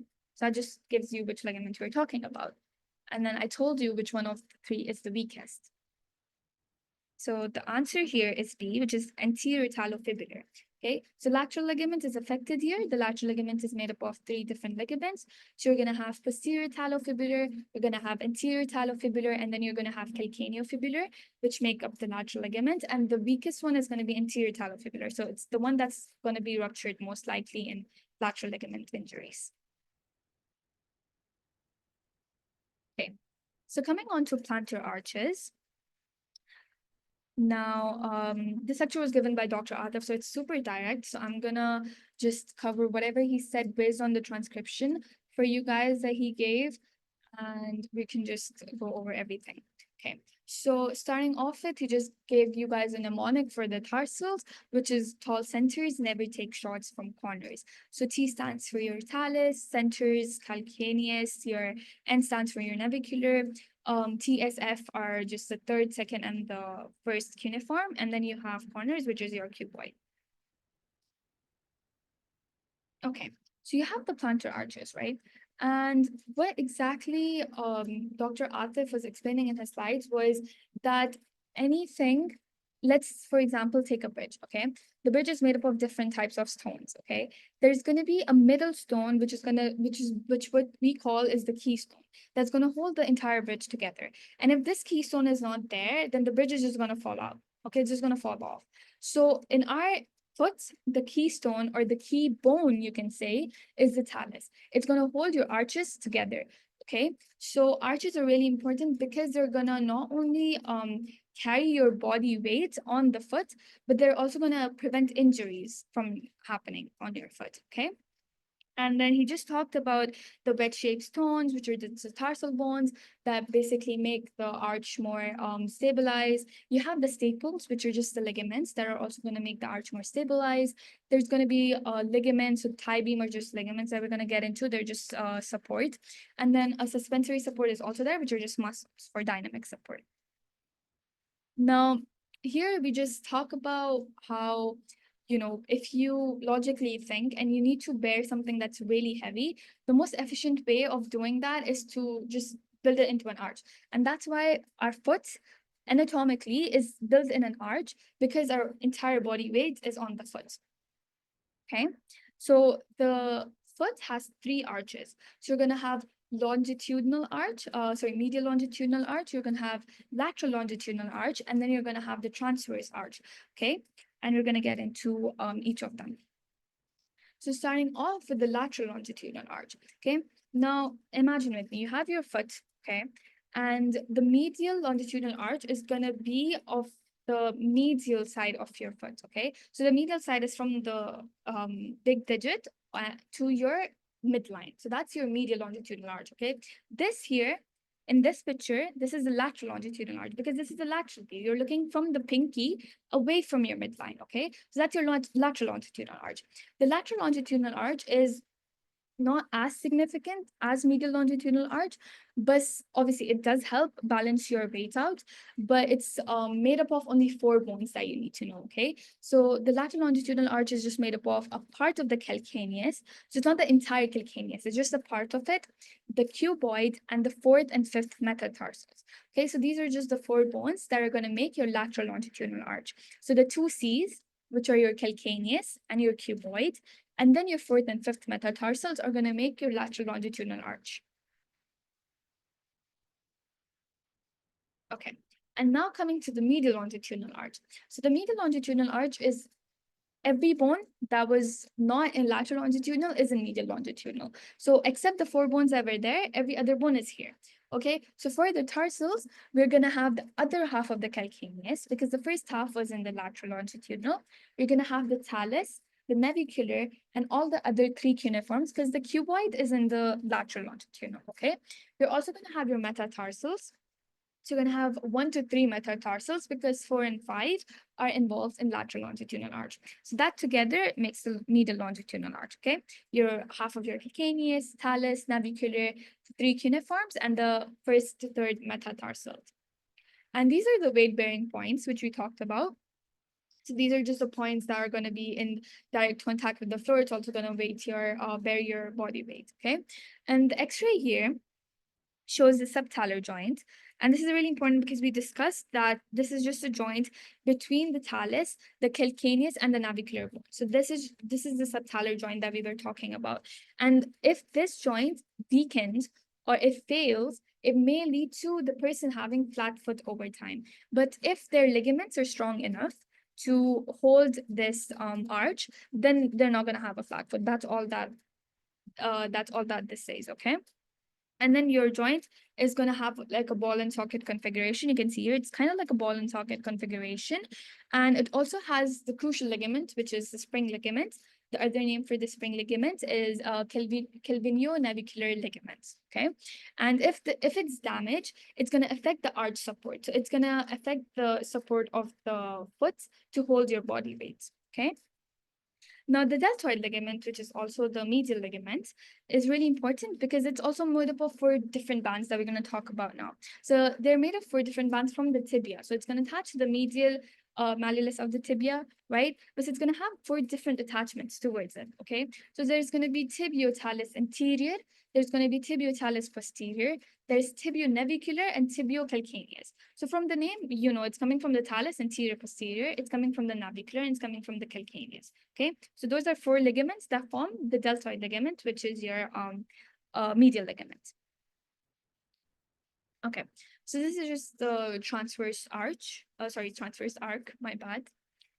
And this is really important. So these slides are important to show you the medial longitudinal arch and the lateral longitudinal arch and the supports. Okay, so just to sum these slides up, I have put this slide together. Okay, so just know this slide and you're good to go. This is a really important slide for Dr. Atif's lecture. He usually brings questions from here. And this is just, if you understand this, you understood the entire lecture basically, okay? So you have dynamic support and then you have the passive support. So we discussed the medial longitudinal arch and we discussed the lateral longitudinal arch, okay? I hope that's clear. Then the dynamic support and the passive support is basically dynamic is when you're moving, when you're walking, when you're running, these ligaments and these muscles are going to help, okay? The passive is when you're sitting down and not doing anything, these muscles are going to help. So there's going to be dynamic support for your medial arch and your lateral arch. And then there's going to be passive support for your medial arch and your lateral arch, okay? Now, coming on to the dynamic support first. So you have your flexor hallucis longus, your tibialis anterior, and your tibialis posterior. Now, looking at this picture, it just makes it more easy, okay? So for the dynamic support, you just have these 6 muscles, okay? No, sorry, 5. Okay, you just have these 5. Okay, so you have tibialis posterior, you have tibialis anterior, your flexor hallucis longus. These 3 are for your medial arch. Okay, these 3 are for your medial arch. So you can see they're going towards the medial side, right? They're going towards the first toe. Okay, so that's the medial longitudinal arch. So these tibialis posterior, tibialis anterior, flexor hallucis longus are the dynamic support of your medial arch. For your lateral arch, you have fibularis longus and you have intrinsic plantar muscles. Okay, so fibularis longus as well as intrinsic plantar muscles are going to go to your lateral arch. And for passive support, you're going to have plantar epineuritis in both medial as well as lateral arch. But the only difference is the medial arch is going to have your spring ligaments, which is your calcaneonavicular ligament. And the lateral arch is just going to have your long plantar and your short plantar ligament. That's the only difference. So if you look at your passive support, you're going to have plantar epineuritis in both the medial arch as well as the lateral arch. However, in the medial arch, you're going to also have your plantar calcaneonavicular ligament, which is your spring ligament. And then for your lateral arch, you're going to have long plantar ligaments as well as the short plantar ligament. Another really important point that he usually asks questions on is this. So the keystone for both medial longitudinal arch and lateral longitudinal arch are different, okay? For medial longitudinal arch, it's the talus. As we said, talus is the weight-bearing bone. It's the most important bone, right? But for the lateral longitudinal arch, it's cuboid. Okay, it's not calcaneus, it's cuboid. This is a really important point because calcaneus it's not entirely involved in lateral or medial. It's a part of both of those, right? So for lateral longitudinal arch, the most centrally placed bone is going to be the keystone, which is your cuboid.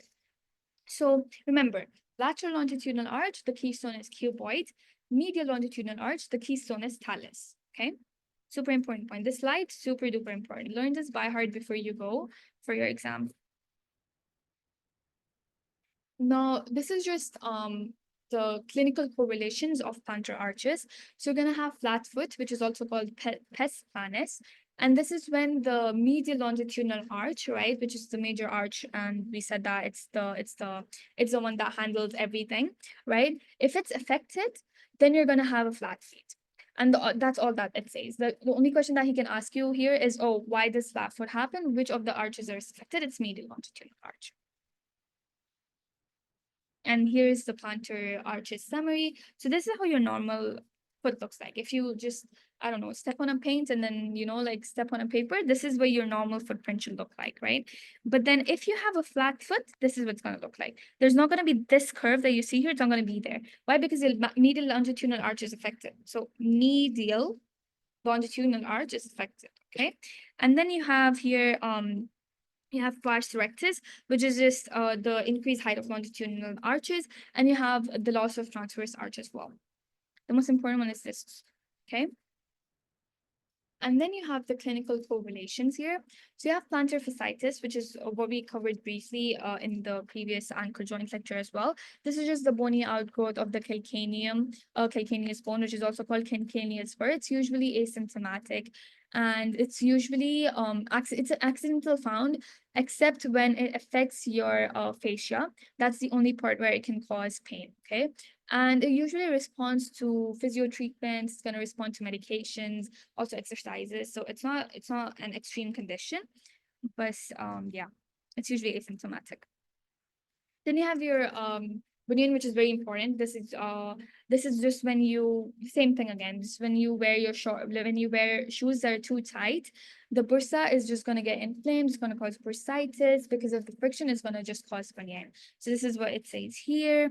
And then ingrown toenail is a very common it's a very common thing that happens, and usually people ignore it until there's a surgical management that is needed, like a surgical intervention.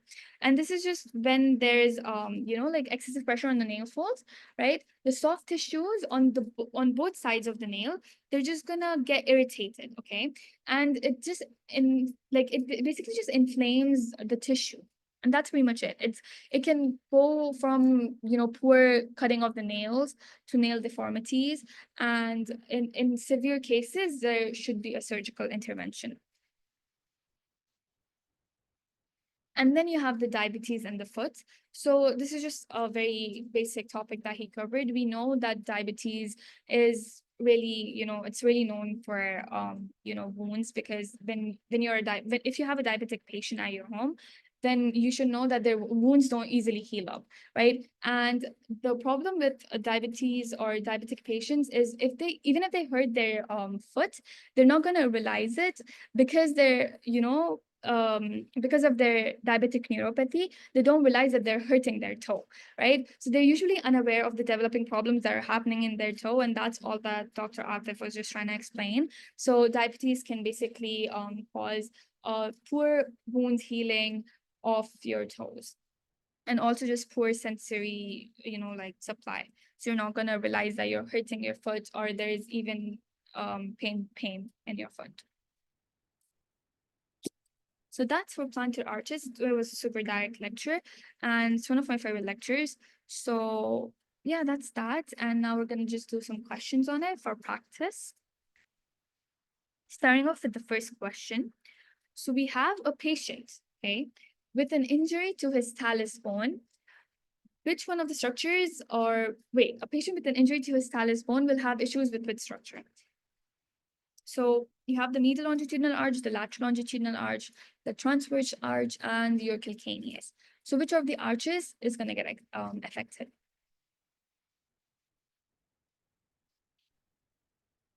Okay. So it's going to be the medial longitudinal arch. As we said, talus is the keystone for the medial longitudinal arch. Cuboid is the keystone for lateral longitudinal arch. That's really important to know. And then we have the second question, which is, what is the keystone of the lateral arch of the foot? I just said this, but yeah. So it's C, which is cuboid. These are just really important questions. Just remember them. They're super basic. It's going to bring direct questions, inshallah. And with that, we're going to discuss the nerve injuries. Now, this is a whole different PAL session as well. So I'm just going to go really briefly over it.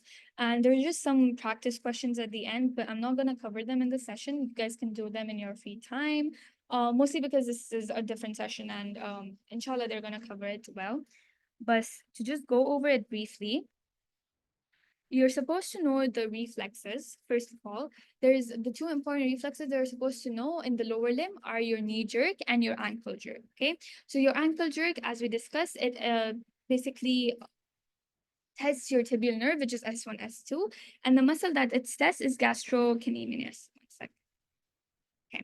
And then for your knee jerk, it's going to be L2, L4. So it's testing your femoral nerve, and it's going to be testing your quadriceps. Okay. So these are just the two reflexes that are really important to know. For the lower limb injuries, this is just the table that sums everything up, and you should just know this table by heart. So you have the femoral nerve, and if the femoral nerve is affected, there's going to be loss of knee extension. And if the obturator nerve is affected, there's going to be loss of thigh adduction. Okay. If there's tibial that's affected, then there's going to be loss of plantar flexion as well as everted foot. Okay. For a common fibular, it's going to be foot drop and inverted foot. Okay.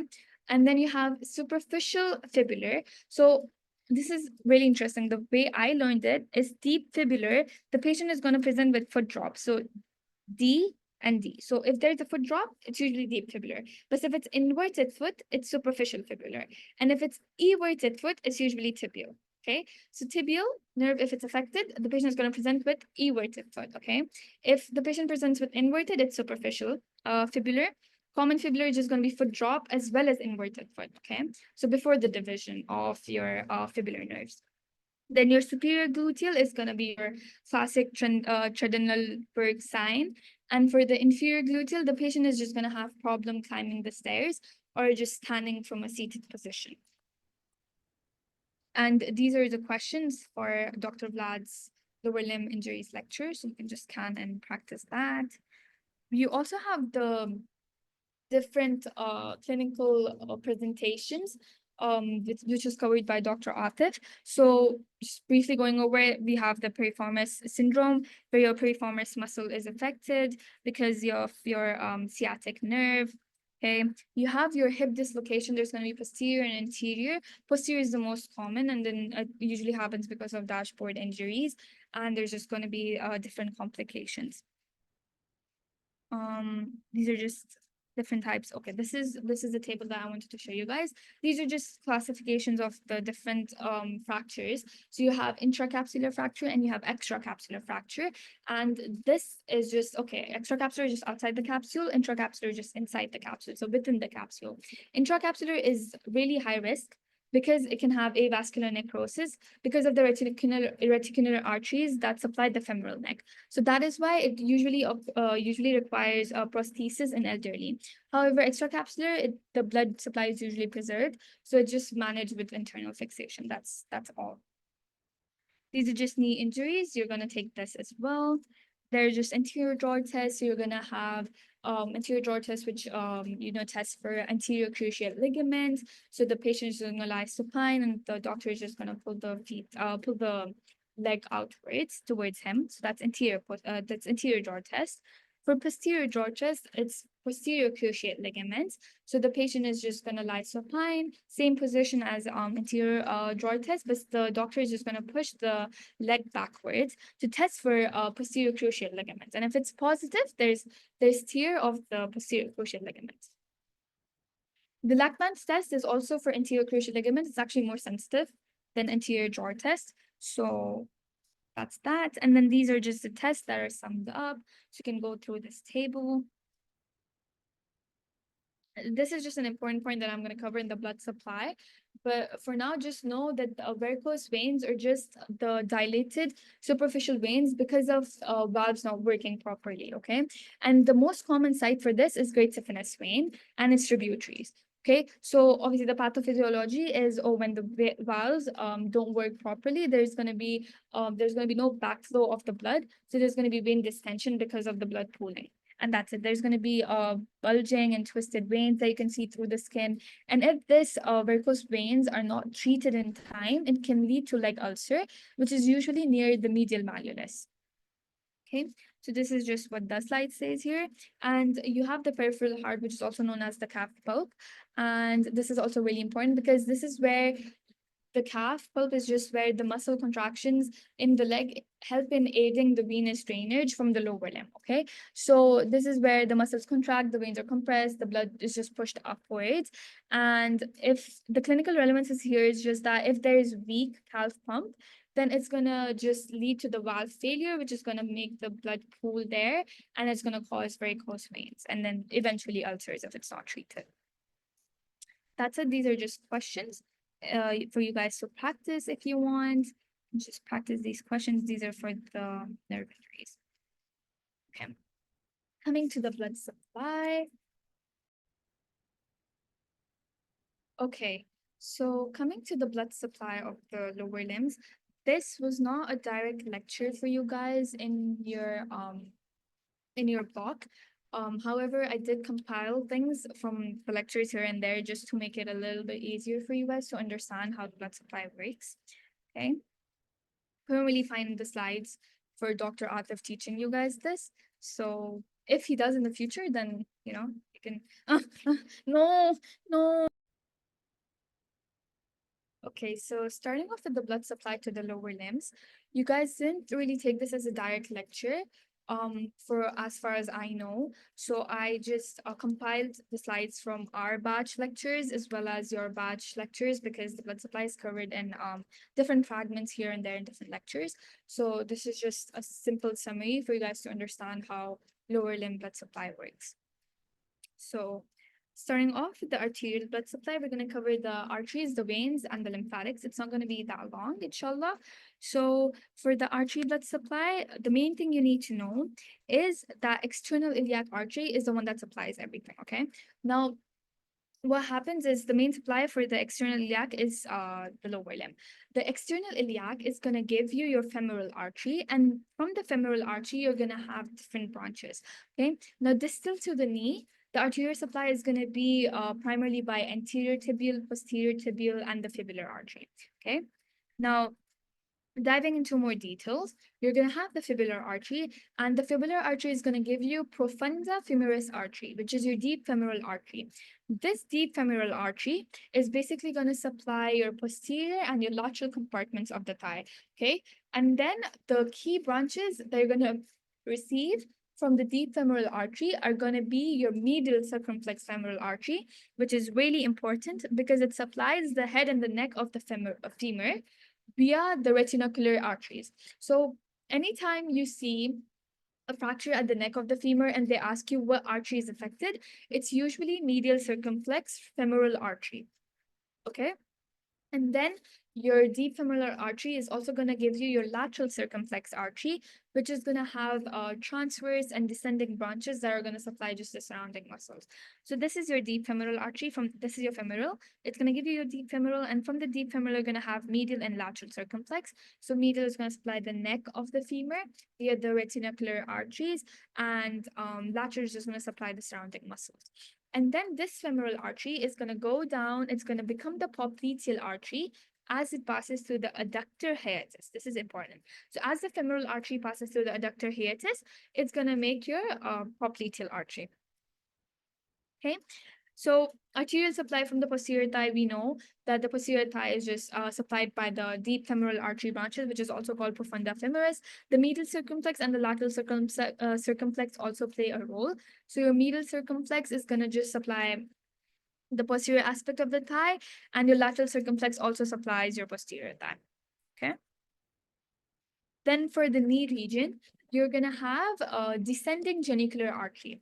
Now, this isn't as important, but just for extra information and just to complete the information, the femoral artery also gives your descending genicular artery, which supplies the knee, and it also contributes to the, to the popliteal artery. It becomes popliteal artery later on. And then your leg. So this is really important. Okay. So the popliteal artery, the femoral comes down, becomes popliteal as it goes to the adductor hiatus.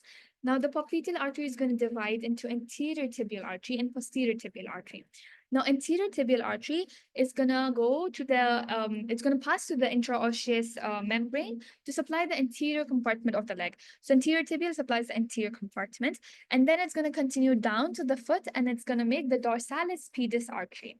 Okay, and the dorsalis pedis supplies your first and your second big toe. So big toe and your second toe are supplied by your dorsalis pedis. Okay, so popliteal divides into anterior tibial. Anterior tibial is going to go down, and then it's going to go and reach the dorsalis pedis, which supplies the foot.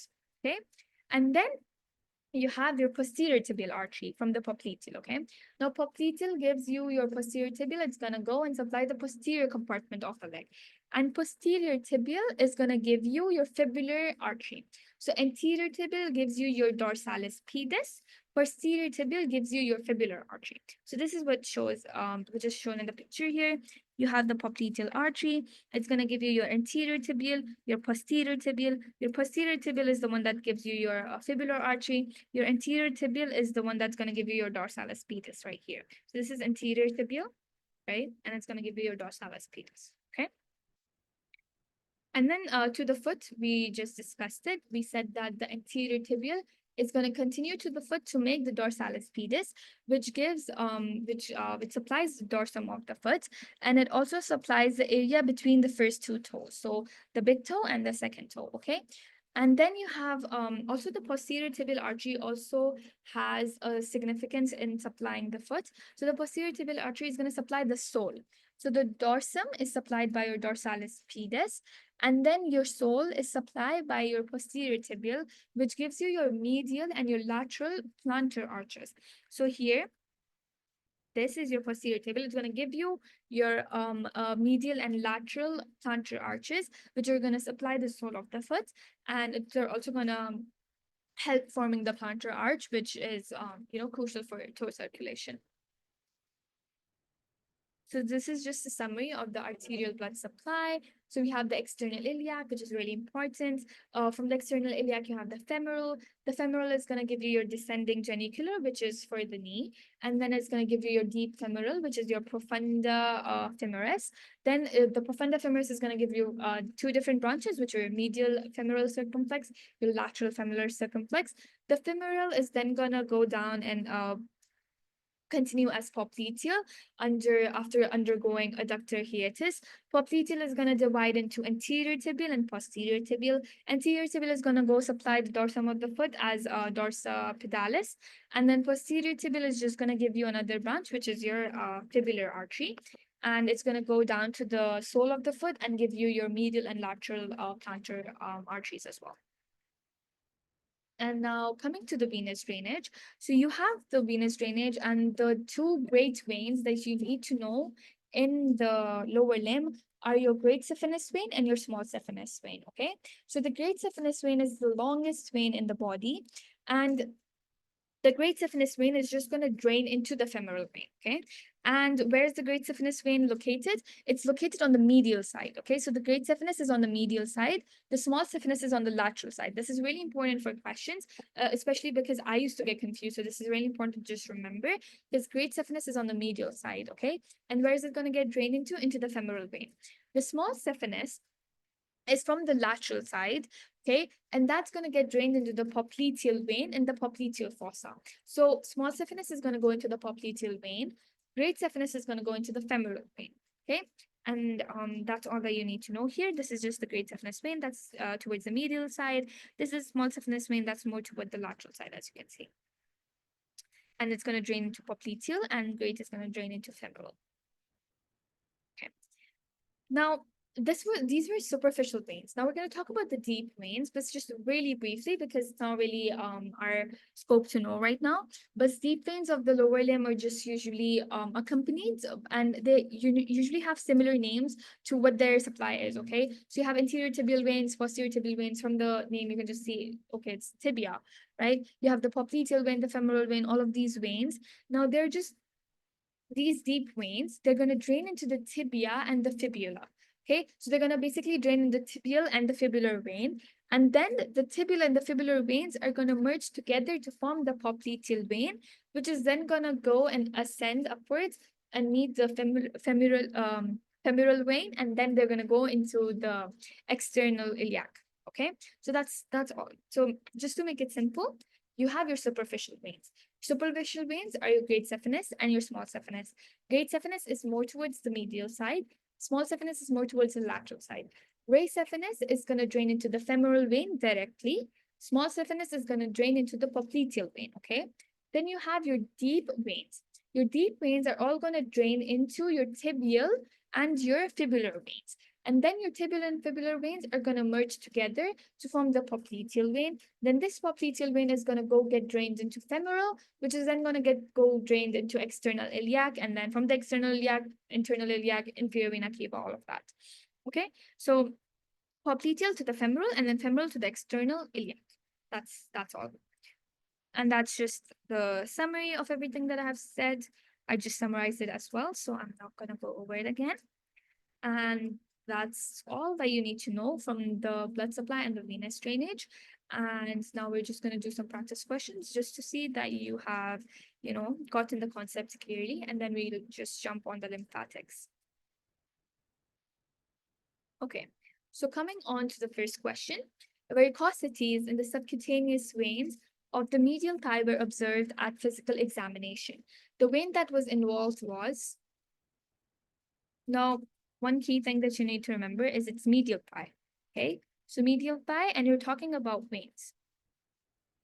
It is V, yes. So there's the greater saphenous, because great saphenous is going to be on the medial side and lateral side is going to be small saphenous.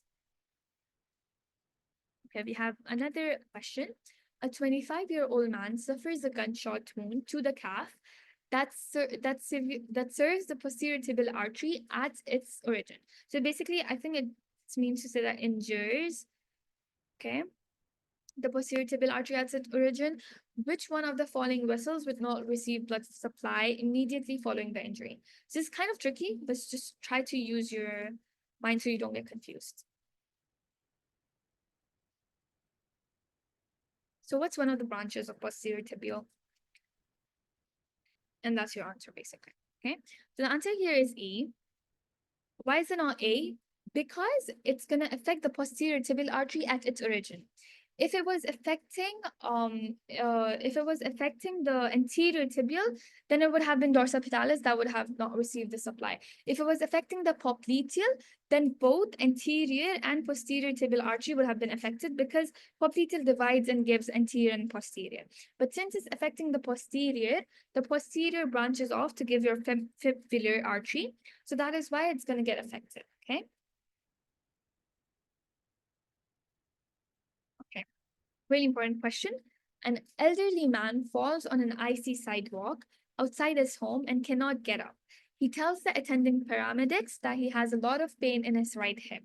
Following an inconclusive analysis of an anterior posterior X-ray, the given coronal MRI reveals a non-displaced fracture of the right femoral neck as noted by the black arrow.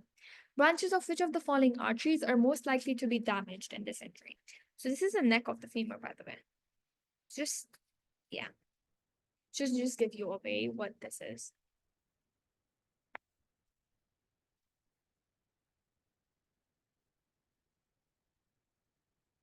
Okay, the answer here is D, which is the medial circumflex femoral artery, because it's a branch of your deep femoral artery, which is also profund,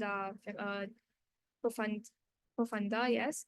And then this is your medial circumflex femoral artery, okay? And this is the one that's going to get affected if there is a fracture at the neck of the femur, because it's going to give you the supply there. Coming on to the last part of the lecture, we're going to cover the lymphatics now. And this is just really simple, and it's just one slide. So there's going to be lymphatics that are also divided into superficial and deep, okay? So superficial lymphatics, they're just going to accompany the great saphenous vein. So the great saphenous vein is going to drain into the superficial inguinal lymph nodes, okay? Whereas the small saphenous vein is going to drain into the popliteal lymph nodes, okay? So this is easy to remember because great saphenous vein is just going to go into the superficial inguinal, and small saphenous is just going to go into the popliteal lymph nodes, okay? That's that. For deep lymphatics, they're all going to drain into popliteal lymph node. So you have your great saphenous vein drained into superficial inguinal. Your deep lymphatics are going to drain into your popliteal lymph nodes and then go into the deep inguinal lymph nodes. And small saphenous vein is going to drain into your popliteal lymph nodes. Okay. That's pretty much it that you all need to know from here. So you have the popliteal lymph node and you have your great saphenous vein. So the great saphenous vein is going to go get drained into superficial inguinal lymph nodes. And then you're going to have the small saphenous vein that's going to go get drained into the popliteal lymph nodes. And then all your other deep veins are going to get drained into your deep inguinal lymph nodes. And that's pretty much it. And we're just going to do a question on the lymphatics. So lymphatic vessels accompanying the great saphenous vein primarily drain into which of the following lymph node groups? Yes. So it is C, which is the superficial inguinal lymph nodes. So as we said, the great saphenous vein is going to drain into the superficial inguinal lymph nodes, and your small saphenous vein is going to get drained into your popliteal. Okay, that's really important to know. And with that, that's the end of the lower limb crash course. I hope you guys found it beneficial. Please scan the QR code for the feedback form and let us know how you found the session. And if you guys have any questions throughout the session, if anything is not clear, if you have any doubts about the exam, please feel free to reach out to me or Sarah. And we're always here to help you guys out. That's it. Best of luck for your MSK exam. Inshallah, it's going to be great.